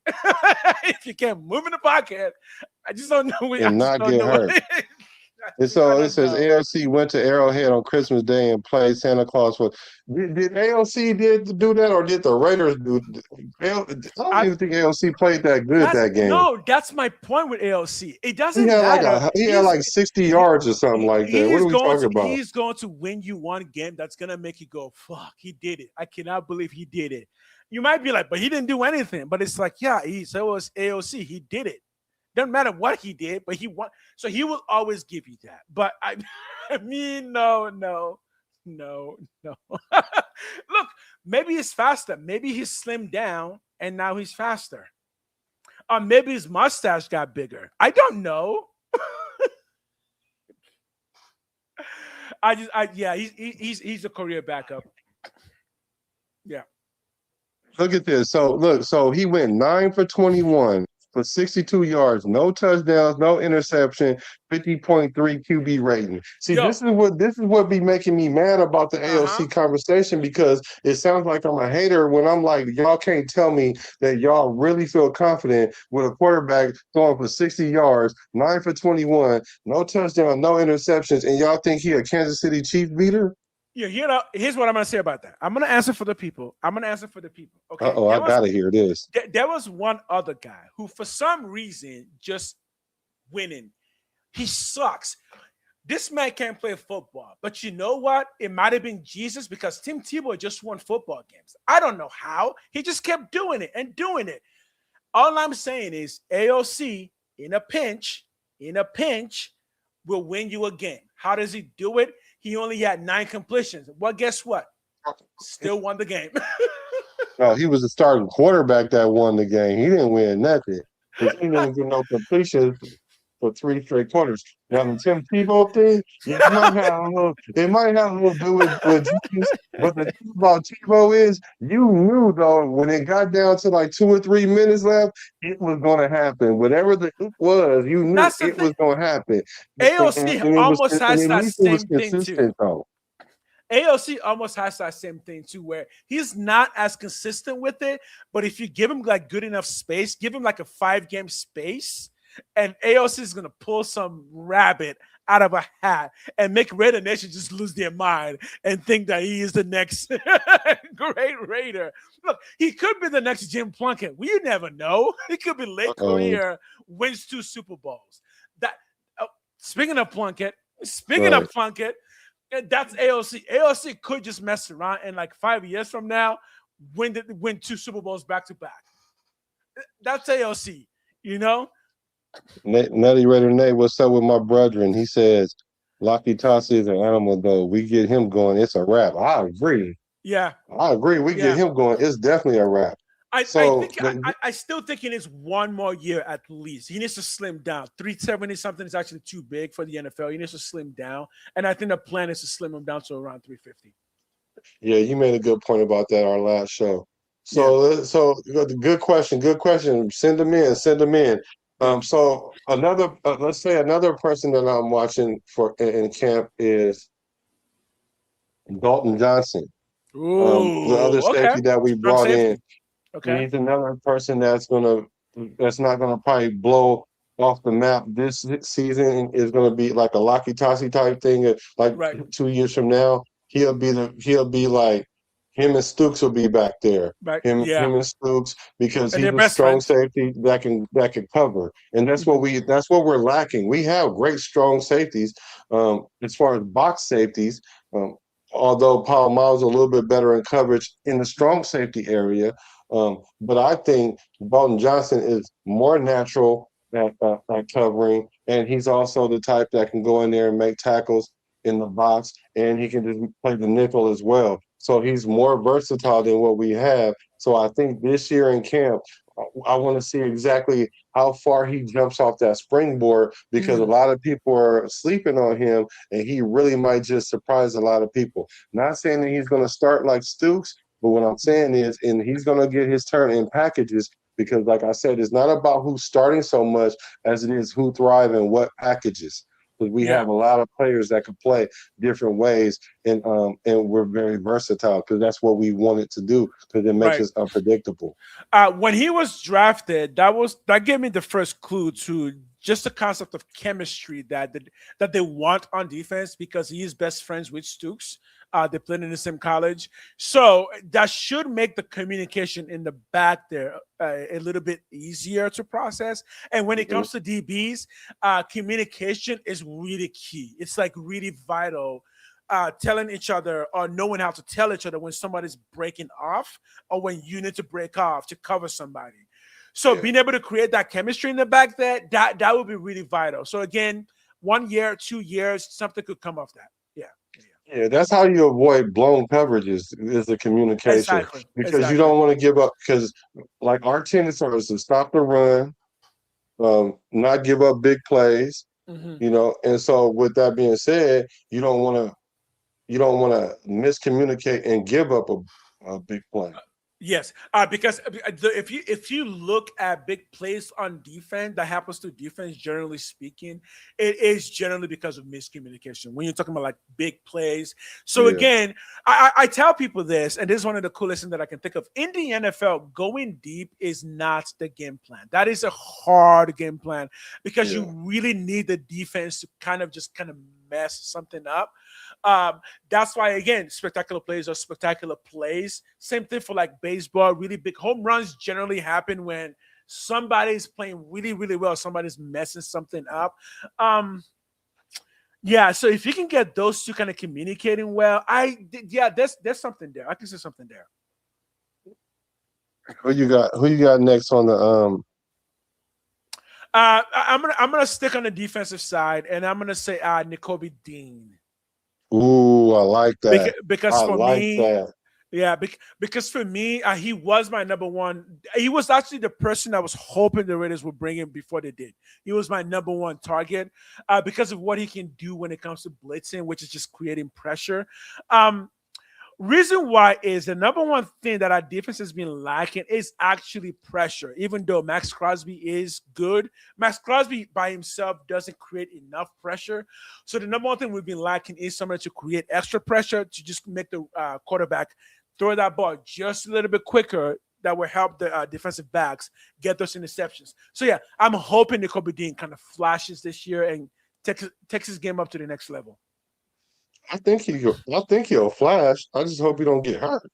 Yeah, well, yeah, that's kind of That's that's always my a thing only with concern. football. Yeah, yeah, Well, yeah, no, football is injuries is an inherent risk. I get that, but there are some players that's inherently get injured more than others, yeah, and he's yeah. one of them. And I hope he just don't get hurt this year. I hope the injury bug escapes him for a couple years. You know what I mean? Like, and if it Right, is something minor, something that's not going to require you to lose like half the season or something like that. Because the last thing we need to do is let that be the position that we are lacking right, is the linebacker position because you don't want to be soft in the middle of the field. And not only right. that, we're relying on a lot of that pressure that you said we can't. No, it's not that you said because it's Mhm. true. The That's true. pressure that we can only getting from Max because he can't create enough pressure on his own. Because even when he creates the pressure, we don't have somebody to finish it off. Hmm. So Hmm. we need that linebacking core to be stout. But like Yeah, you said the other day, though, then that just kind of throws a 3-4 out the window, and then we got to go with Quay Walker in the middle of the right. field. Exactly. Yeah. So again, I've said that Leonard's defense is going to be versatile, and the versatility is that if somebody goes down, can we quickly shift to something else to keep the game going?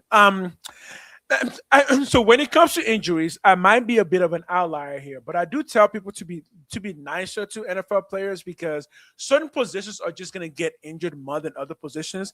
Linebackers is kind of one of those, especially when you're Nicobe Dean at 239, doing a lot of blitzing. Like in a lot of the NFL plays, Nicobe Dean literally takes his entire body and rams it into somebody else. Like those things do invite injuries more. So I would expect Nicobe Dean to miss at least 3 games a year. Generally Mm. speaking, that's kind of what I would say. He's going to miss at least 3 to 4 games a year, just battling some kind of injury. Dude, it's hard for defense, man. The injuries happen in defense because people are running into you. You're running into people. Heads are bashing everywhere. Legs are twisting. It just happens. But hopefully, no more than 3 games missed, and then combine that with other linebackers. And I've said this before, and I'll say it again. Coons, you are a linebacker. Get your ass back there and be a linebacker. It's funny. It's funny that you say that because my the person I picked next is Malcolm Coons. Malcolm, okay, I, I, let's talk I about Coons. I'm watching him more so in the season because we need him to get the sacks. But I'm trying to see what he's going to bring to the table before we get to see the results because we should see him start the trend. He needs to start bleeping on that radar, like how well people talk about ALC does during camp. I need to Mhm. hear some things about Coons. I don't need Coons to be missing all year and then all of a Oh yeah, sudden he get a sack and then he jumping up and down with Max like he been doing this all Ex- season. exactly.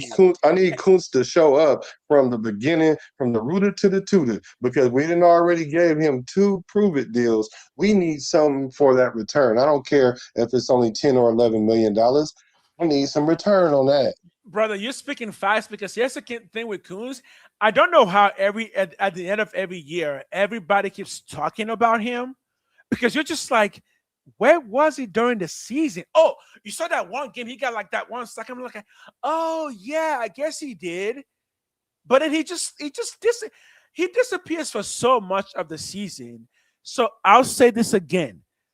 In a 3-4, having a 240-pound wheelbacker or sandbacker is perfect because you don't know if he's going to blitz or if he's going to go into coverage. And I think something like that for Malcolm Coons would work much better than a defensive end in a 4-3.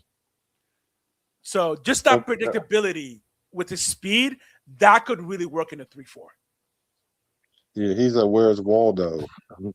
So we have a question. Here's the question. Um, do you believe Max trade rumors? And you know this, and I'll it's let you go first. I'll let you go first. okay. Well, so you keep seeing it. No matter whenever you hear anything about the Raiders right now, you keep hearing the trade rumors.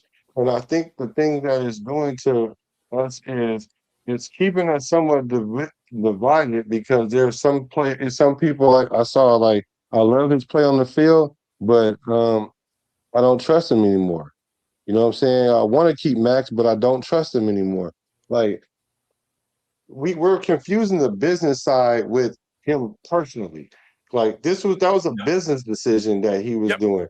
And, Yep. and it's different when other players come out in press conferences and say, "Hey, I want to be a starting quarterback," knowing that you're not going to be a starter here. Like, I mean, like you're talking above the shield now because you're talking above your role. And Right. so same thing with Max. If you don't want to be here, people are like, "Well, we don't want you here." But You're I right. think it was Right. more of a business thing than not. So to answer your question, do I believe in the trade rumors? I believe there's a lot of people throwing stuff at the wall, but I don't think the Raiders are hearing it. I don't think Max Crosby is hearing it. I don't think he's going to be traded by the trade deadline. I don't think he's going to be traded, period, because he got spooked in this last situation. And like I just said, you don't look a good horse in the mouth. And fortunately he was able to land back on his ideal situation because all he wanted the Raiders to do is look like we were trying to do something. Now with the new coaching staff, now with the upgraded offense, now with some defensive pieces more than just him. Right. Now he can play comfortably knowing that at least he gave it his best. He wants to be legendary. He wants to be Hall of Fame. He knows where he at right now. He's not Hall of Fame, but he want to at least trick himself into thinking that I'm trending that way. And if he knows that if he wins the Super Bowl with the Raiders, he's going to the Hall of Fame. Here's my thoughts on Max Crosby. I think Max Crosby is the perfect NFL diva. Oh Here's what I mean. wow, Here's what I mean. He's a wow. diva off the field in a good way. Like Max Crosby is excellent at separating football from business. Because if y'all don't know, Max Crosby, his entire personality is business. Like he's using his name to build businesses all around the world, including showing up at things like UFC and whatnot. But when it comes to the field, Max Crosby is just a football player. So that's the good thing. Max Crosby will never be a troublemaker in any sense because he knows how to separate football from its outside life, including being a rapper. Yeah, Max Crosby is a rapper. Is he a good one? He's decent because he's Max Crosby. He will take whatever his heart is into. He will put all of his heart into it. As far as trade, does he want to be traded? I think Max Crosby is okay with whatever happens in that regard because, again, I think he's built enough cachet so to wherever he goes in the NFL, he's still going to be Max Crosby. Does he want to be a Raider for life? I think if the opportunity comes that he is, he'll take it. But if he gets traded, he's also okay with that. So do you think he's gonna get traded though? I think the Raiders. I think the game plan is okay and not is okay with or without Max Crosby. If they get a good offer, like 2 first, they will do the trade because they already had a game plan. Because y'all remember, the idea of trading Max was during the free agency, meaning the coaches already had an entire plan for what would happen if we lost Max Crosby. I think if Max is not there, that plan still remains because I've said this before and I'll say it again. I'm not so sure how well Max is going to fit in a 3-4 defense. I'm not. And I'll say it again. They were willing to trade him, and there was a reason for that. And I think part of that reason is we can survive without Max Crosby. We can still put the defense on the field that will be competitive without Max Crosby. So Yeah, I don't believe that. I don't believe we could survive with Max Crosby at all. I think if Max Crosby would have got traded and this is the defense we tried out there, oh yeah, we in trouble. We in trouble because we ain't gonna have we would be in trouble for real because okay. there's nobody on our defense that you would have to try to quote unquote double team or scheme like Yeah, in a 3-4, Tunker Hemingway would be that person. That's where we going with that. So that means Yeah. our defense is pivoting on Tonka Hemingway. Yes. Yeah, In a three. we would be No, in no. trouble. Like I said, we Right. would Right. be in trouble. Right. Right. Let me And I'm explain that. not saying, and I like Tonka. I really like him a lot. But what I'm saying is, if I'm going into the week, like, all right, how are we gonna stop this defense from ruining our offense? And they say, all right, well, let's start with Tonka Hemingway. I'm gonna be like, what? That's where we starting at? Oh yeah, no, I can give That's you a where we scheme for starting. that. Yeah, I can give you a scheme for that.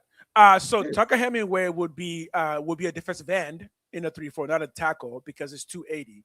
But him being 280 next to Quiddy Pay, who's up to 265, you would have enough strength to be able to contain both the tackle and the guard so that you can blitz people in from the backfield. So again, the point there is Tucker Hemingway wasn't a scrub, right? Last year he showed some flash. With his size, in a 4-3, he would be a defensive tackle, but in a 3-4, he becomes an end. As an end, he can do something. Because again, remember, Max Crosby wasn't Max Crosby until he became Max Crosby. He was a 4th-round pick that nobody even knew his name. He worked to become Max Crosby. I think given the chance, Tucker Hemingway will show enough to be good enough as a good replacement in a 3-4 defense. Again, it goes back to this. Why were we willing to trade Max Crosby if we knew we couldn't put up a good defense without him? I think that says that the coaches knew they could, and that was the plan. Okay. Now, so here's the thing: would we have drafted another defensive end though with that pick? That's another question. Yeah, You that's a think, good question. yeah, would we have drafted a defensive end For a with that pick? linebacker, Oh, or a linebacker. linebacker, yeah.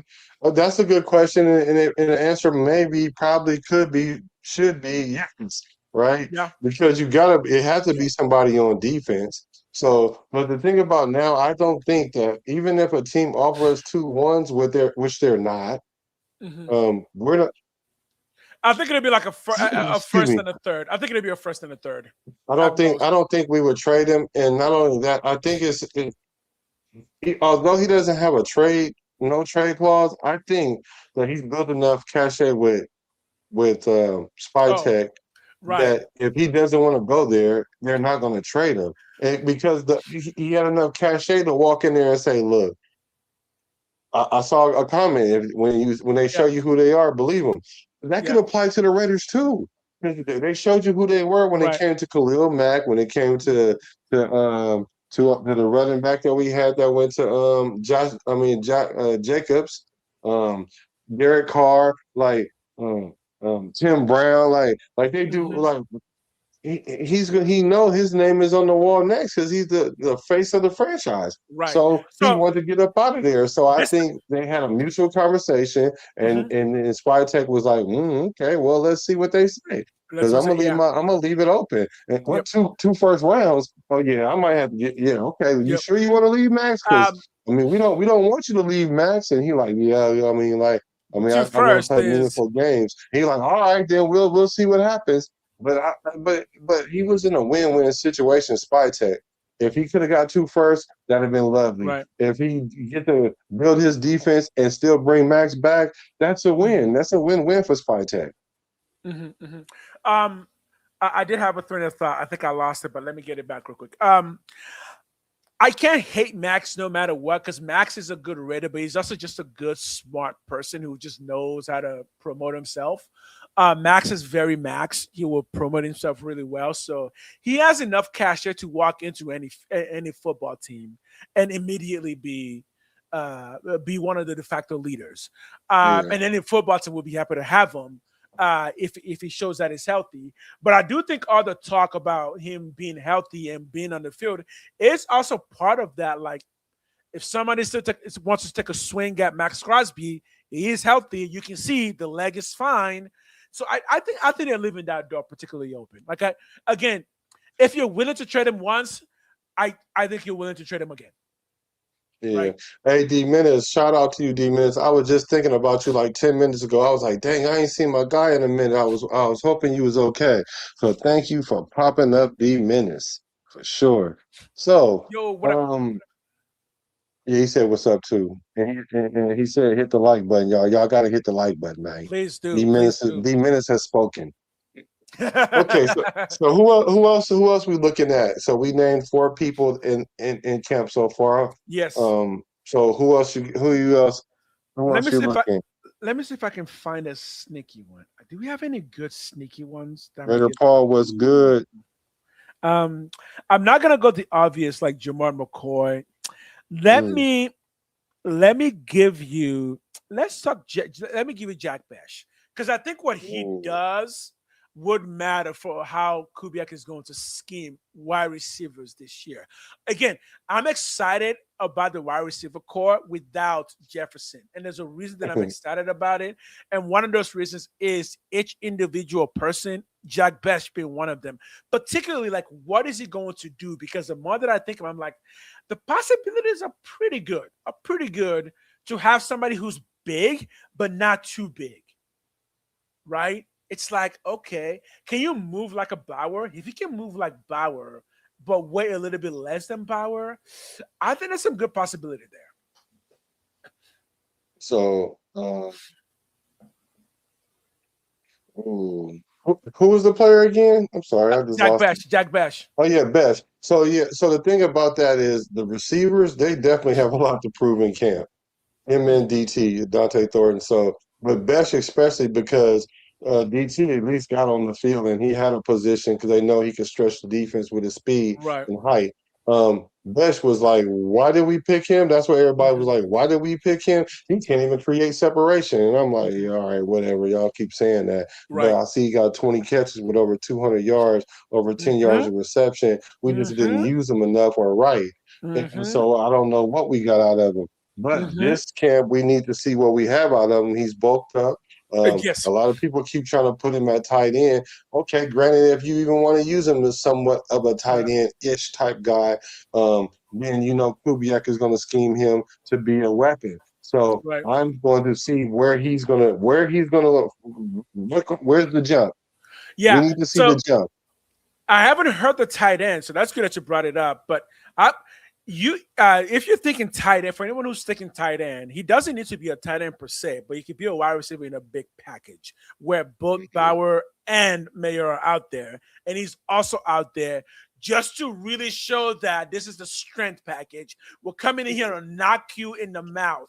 But because he can create some separation and he is pretty strong, you can still audible in those situations to a pass. So those are kind of making me excited. Like what big package, there's some things that he can do. You can even motion him in a big package to be a fullback, right? Because Mhm. tight end I don't see, but a fullback for a handful of plays with the motion from the receiver slot, I can see that happening. Yeah, or even bunch formations Bunch or formation. condensed Yep. formations Yep. where everybody's close in and they got Yeah. the I bench on the outside, Yeah, you know? So I think when people see receivers who don't create separation, they necessarily think it's because they're not fast. But there are ways to help receivers create separations. On most NFL plays, you're trying to help. You're trying to use players to help other players create the necessary separation.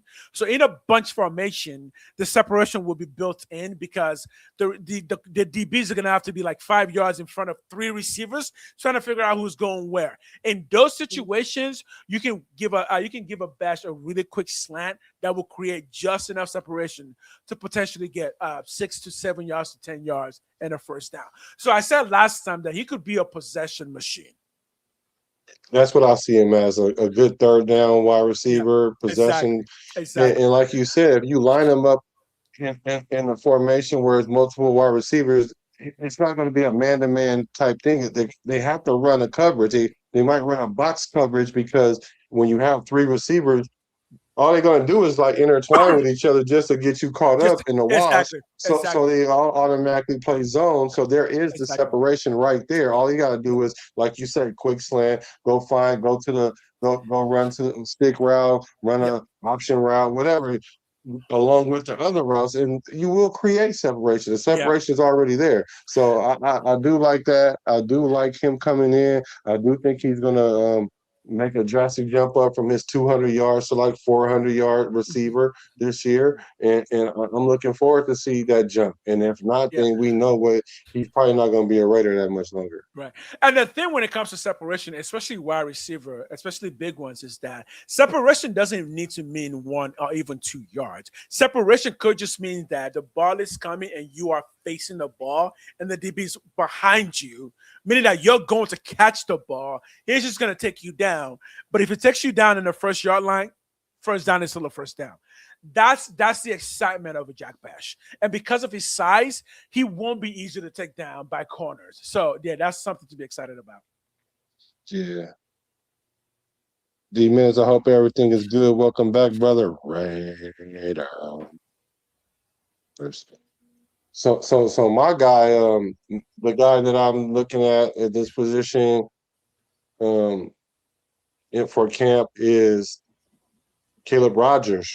Caleb Rogers, His okay. name Let's his let's name talk it. keeps popping up. I mean, they said he was taking JPJ spot. They say he can possibly go and take And he's only Burford's been in the league for spot. 1 year. This is his second year. So And he's this not an is old guy. second year, and we need to see where the jump is with him. It was between him and Grant, but you kind of eased my mind with Grant, with the reality of it, of the position he's trying to play. He's just not big enough to play that Right. position. But Caleb Rogers, I can see why now he's the one that's in play to Yes. get a position. So he's the person I'm going to watch to see, because he has somebody on his back, Trey Zoom, that's probably Mm-hmm. trying to leapfrog him and get into the starting position, Mm-hmm. or at least Mm-hmm. be the sixth lineman, the first one coming off the bench. Yeah. And Caleb Rogers got to try to earn him a position right now. Otherwise, he's going to end up losing his position, because he's arguably the sixth lineman to come off the line. I mean, to Yeah. come the first lineman to come off the bench. So I'm curious to see what he does and see how he reacts to the Yeah. pressure or the competition, actually. That's a crazy thing right now about the offensive line, that we don't even talk about it anymore because it's just how offensive line works. We have guys like Dalton Wagner on our team, by the way. You Right. guys remember Dalton? You know how many offensive line we just have that may never become anything? So the fact that we're talking about Caleb Rogers in his second year, that does say something about his ability, right? Because in the offensive line, unless you're all pro, you don't really hear your name called until like your fourth, fifth year. So you really got it on the really got it going. So the fact that they're already talking about him and building a segment around him with the team, because it does appear in some segments for the Raiders, like commercially, that maybe tells me that yeah, whatever we're hearing isn't necessarily all hype. That there might be something legitimate there. At least there's some real competitiveness there. So. And Yeah, I gotta so be honest, I think JPJ's position, I think that's not as solid as people think it is. oh, it is. Oh, it's solid. The only way Okay, he don't get a position is if he get hurt, and uh, he ain't about to and he get hurt does, like that. he We does every talking single year. concussions, though. We talking concussions. Concussions is like a 1 or 2 week thing. All you gotta do is clear concussion protocol, and Right. he'll be back out there. I So believe JP last year, JPJ missed time twice last year. So yeah, ankle JPJ injury. he loses a couple of games. He loses a couple of games. Yeah, ankle injury to a lineman is like Oh yeah, the that same happens thing all the to time. Yeah, yeah. yeah, And so for me, but like you said, it might not be in ink, but I'll say it's in pencil at least. right.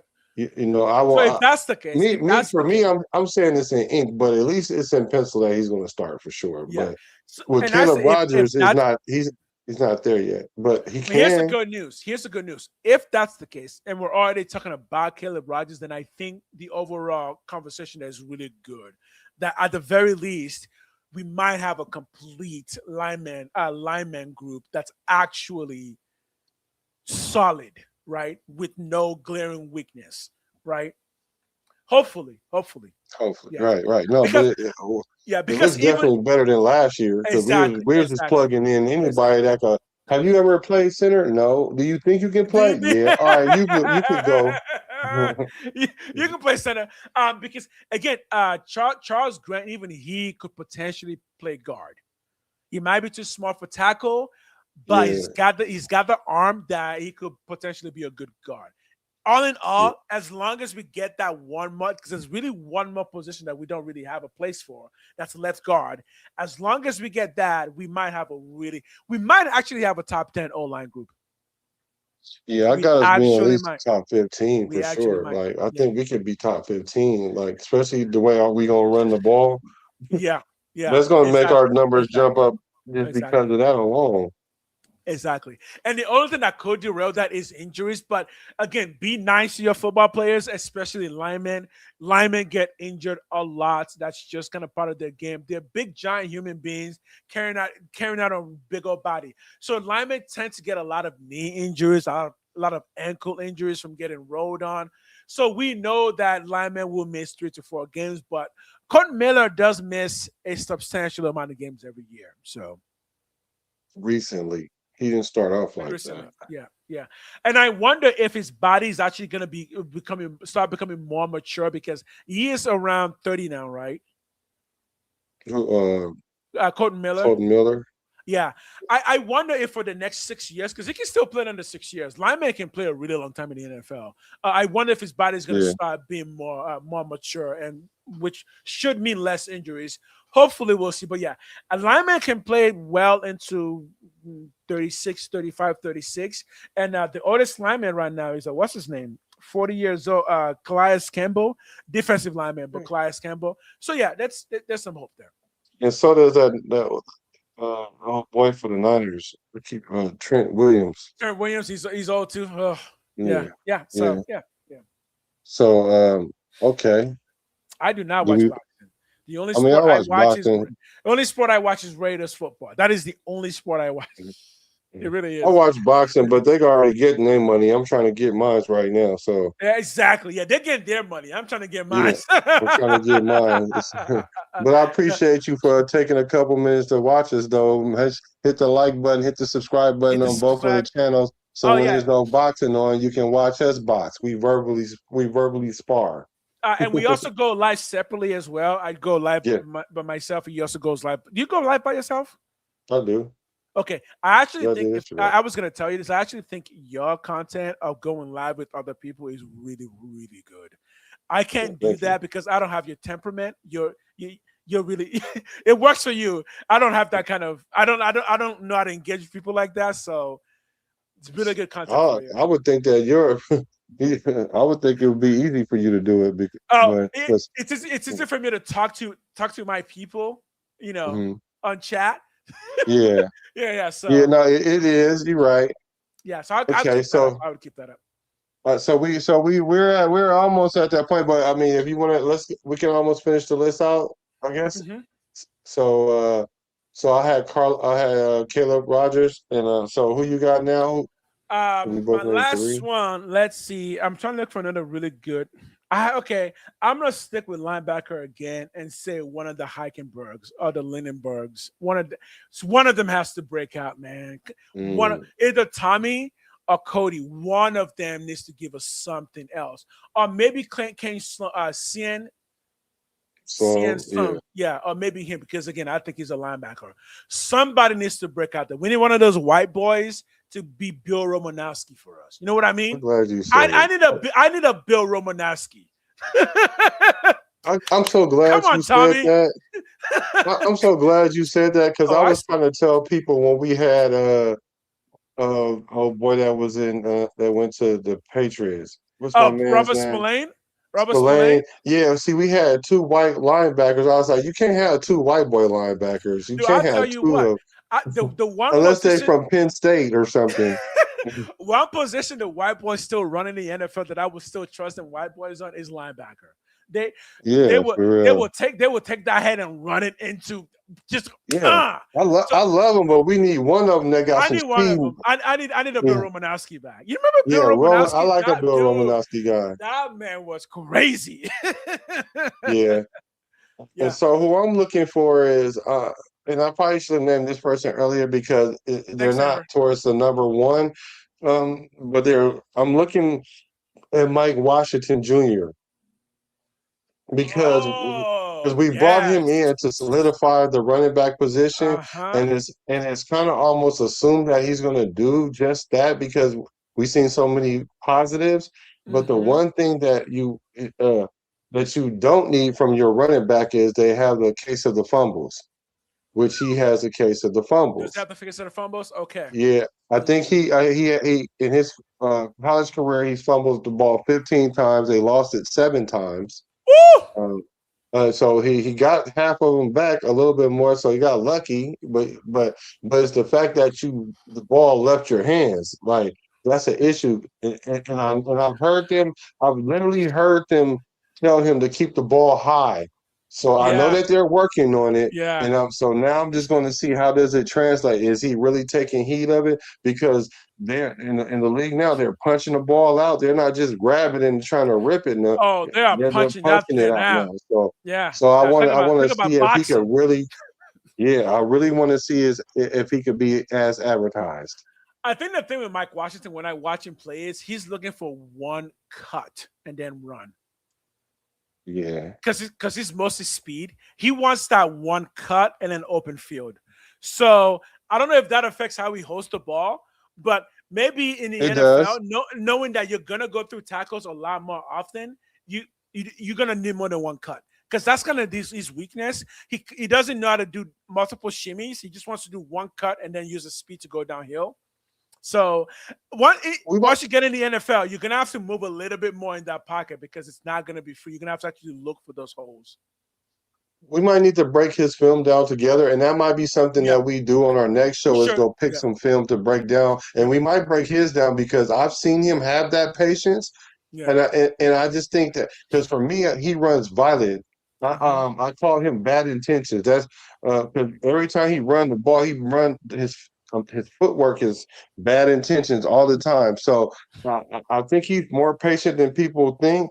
But I don't know. We got to see in the Yeah, NFL level, and I do see that he um, does that one cut and go, but I don't think that's all he has because that's kind of right, like how McFadden was. I right. think I liken him more to like a Adrian Peterson. Like Adrian Peterson is that one cut guy and get up out of there, but Yeah, he had other moves too. same I'm thing I not was saying thinking he's too. Adrian. I'm not saying he's Adrian Peterson. I'm just saying he's more Adrian Peterson than McFadden. So we'll Right. break his tape down and see because that zone read. What's that? We're gonna read, one cut, go. So Yeah, it, yeah. it fits And what he does. I the just thing I don't need love, him to go and get and fumble right. the ball. That's all we don't need. The thing I love about Genty is he's very good navigating the pocket. Like when he gets Yes. wild, Genty will just kind of shuffle around and shuffle until he finds that hole and then burst. Um, Adrian Peterson also had that. Based on what I'm saying from Mike Washington, he doesn't quite have it. Maybe he can, but if he can develop his own game plan, because again, Derrick Henry is also quite big. He's the same size as around Mike Washington, and that force Yeah. speed, like again, I do not doubt a really big guy who can run 4.3 because even if he needs just one cut, if that one cut turns to 10 yards every time you touch the ball, guess what? That translates. So, oh, your camera's fading now. I don't know why it does that with it's something that it's crazy. It's just after a while, I think the sensors kind of just start Nah, but shutting see, down. I went on live 3 times yesterday. Really nice. Oh wow. 3 times and it didn't do none of that. So I don't know Yeah. why it's that interview that you bring, bro. Let's Uh, answer these so questions. so Amber, you say you haven't heard anything about Genty. Oh yeah. Wait, let's answer this first. I'm most No, go excited ahead. You to go ahead get. and answer that about Genty. Go ahead. So you haven't heard anything about Genty? Yes, that's because Genty is solid. Genty has got his own team outside in the offseason. Genty has an entire team that trains him, all of that. So you won't hear much from him because he's all about business. He does have a YouTube video account that he does stream in for people to engage with him. But no, Genty's all business. He's all about football business. So in the offseason, he goes off, does his own thing, gets all of his training. And when camp starts, you'll start seeing that Genty face. So yeah, don't worry about Genty. He's good. He's gotten stronger. Genty came into the league really strong, but he's gotten a bit stronger. If you see his body, he just looks a little bit more stout. So yeah, I think Genty's ready to go. I think Genty is chasing around 1,200 yards this year. So, Okay, let's uh, answer these questions real quick. Let's see. Thank you from Arnie. It says, question, which player are Ooh. you most excited to get extended after a final year? C, Kuntz, I would Tucker, I would say Mayer, Butler, I Booker. would say Tucker and Mayer will get an extension Yeah, I could see that. because neither Uh, one of them can get a 5th-year option. Yeah, Tucker and Mayer. yeah, the most excited, well, yeah. I mean, AOC, AOC no, maybe just Kuntz. because Cousins will be gone. Kuntz better do his. He better no. Just know with Mm, Kuntz, he got to prove himself to me. Butler yeah. and Booker, them are the two guys that really need to prove themselves too. Like, Here's cause the they're thing, though. Here's the thing, though. Even if Kuz does well, it doesn't mean the Raiders are going to extend him. Somebody else may just pay him more money. hmm And that's the thing with Kunz because he hasn't gotten a first year, he hasn't gotten a first big deal yet, and he's 27. So he's likely to go for the most amount of money that he can find. Whereas somebody like a that's true. Tucker or Mayer are likely to stay with the Raiders, depending on how well the team does, to try and chase the next thing with the Raiders. And I think Kunz is just going to go to another team. Yeah, but my answer to to this question is Paul Malu. He's in his contract year, and I'm really excited to see us extend him. Yeah, I don't think it's coming back. A lot of people don't. Yeah, I don't think he's coming. I mean, I would like to see a way he comes back, but he would have to break out. And that's the thing. Like, even if he breaks out again, would the Raiders be willing to pay someone that they've seen for the past 3 years have a breakout in his contract year, or will some other team who doesn't know him as well just give him way more money? Right. Yeah. So, Yeah, you're right, Amber. The camera is, hey, won't let me be great. Here's which another question. which player on defense will be our X factor? You want to go first on this one? You can go ahead. Um, Mine is pretty simple. I think Nicole B. Dean. I think Nicole B. Dean. For me, he's kind of my top target this year. I think how well the offense does in a shocking way, if it's gonna be like, wow, this defense is shocking, it's because Nicole B. Dean is doing incredible things. What about on offense? On offense, X factor. Give me a quick. Let me think. I think on offense, I would say it comes down to our guards, both guard position. Depending on how well the guard position does, will determine how many yards Genty is getting. So I think whoever's starting at left and right guard, that will be the X factor. At the end of the year, we will going, whoa, the guard player was exceptional, and that's why Genty has so many yards. JPJ. But again, it's got to be the year for him, right? Talking about contract year. Yeah. It's got to be the year for him, right? Because even if it's not his contract year, This is his third year. yeah. So he needs 1 year to build, because we're not going to give him a contract next year. But if he does well this year and then next year, then you get that big contract. So yeah, again, so on offense, the guard position is extremely pivotal for both Genty and Mendoza. So. Okay, all right, here we go. So, for me, my player on defense that's the X factor is gonna be on defense. Who I said who I think is gonna be the X factor is gonna be Stooks. It's got to be Stooks. Stooks Okay. Yeah. Are we because talking he's a rookie. takeaways? Are we talking takeaways? Yeah, because if we get Okay. takeaways, then Okay. he can flip our defense, Mm-hmm. right? So and I think they're going to try to test him because he is young and he's a rookie and we're Right. relying on him. Yeah. Yeah. So I Okay. think he's going to be our X factor on defense, um, surely in how we're going to use him. So I'm going with Stooks on defense, and then on offense, I think the X factor is going to be um, cousin, cousin girl. Who? Because I'm telling you, Kirk Cousins, he's the X Okay. factor. So you're thinking 35 yards then? You're thinking 35 yards then? My boy gonna come in and do what he do, and he Okay. gonna do what he always does. Okay. So everybody a little skeptical, and they got the case of the Mendozas. I got the kiss of the Mendoza bad. I'm And I'm itching all over saying, the place. I'm just like, do I got to keep waiting? Can I Yeah, get you're that gonna have to Mendoza? keep on Can I get that waiting. Mendoza? Yeah, you're gonna have to keep on waiting because Kirk Cousins gonna come and do his thing. I expect Kirk Cousins to come in. All things considered, I think he's gonna be close to 3,500 yards, 25, 26, 27 touchdowns, 12 interceptions, somewhere in there. Let's I put it think he's this way. gonna If think he's gonna Cousins play gets it well. like Ball. if he gets it like you're saying, I'll call him Coco Chains for the rest of his life. If he can get it like you're saying, I'll call him Coco Chains. I'll give him that. Yeah. So that's my X factor on offense right there. Yeah. Awesome. So who do you guys think in the chat? Who's your X Yeah, factors out one there? last thing. You guys put your name on there. One last thing before we go. You guys put your name on there. I gotta go watch some Evo, some fighting game championship Yeah. before I your turn, Chad, and we'll discuss one S factor on offense and one on defense. Yes. And you say you haven't heard anything other than him, Genty on IG, but that boy, he came into camp ready. He came ready, and he's on YouTube. He's very actively on YouTube. And the reporters aren't talking about him, and that's a good thing. And he's a high character guy. He's a high character guy, so I doubt if we hear a lot. He has 2 dogs now. So he's got 2 dogs now. For those who don't know, he's a dog man. He's got 2 of them. Yeah, and he shares them on social media. He shares them on YouTube too and Instagram. So yeah, he's doing good. He's doing good. I need to go to his YouTube. Yeah, if he's taking care of dogs already, that tells you that he's good. Dogs, pets, and babies will straighten you up real quick. At least will show just how mature you are. So yeah, I think it's good. I think it's good. Any last things before we jump up out of here? Because we will be back, so y'all got to make sure y'all hit the subscribe button on both of our channels. Yeah, we're coming back tomorrow for sure. That's cool.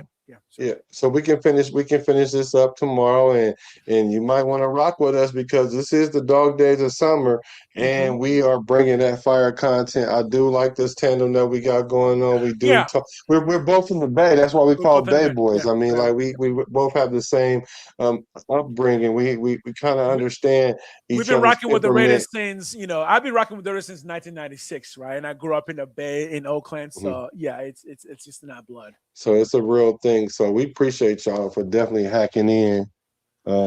Please keep liking, keep subscribing. It's hard to grow a Raider channel because sports channel on YouTube is hard to grow because all the big channels still kind of have it, like ESPN and all those guys. Yeah. But we do more authentic, more grounded content for fans to enjoy. So yeah.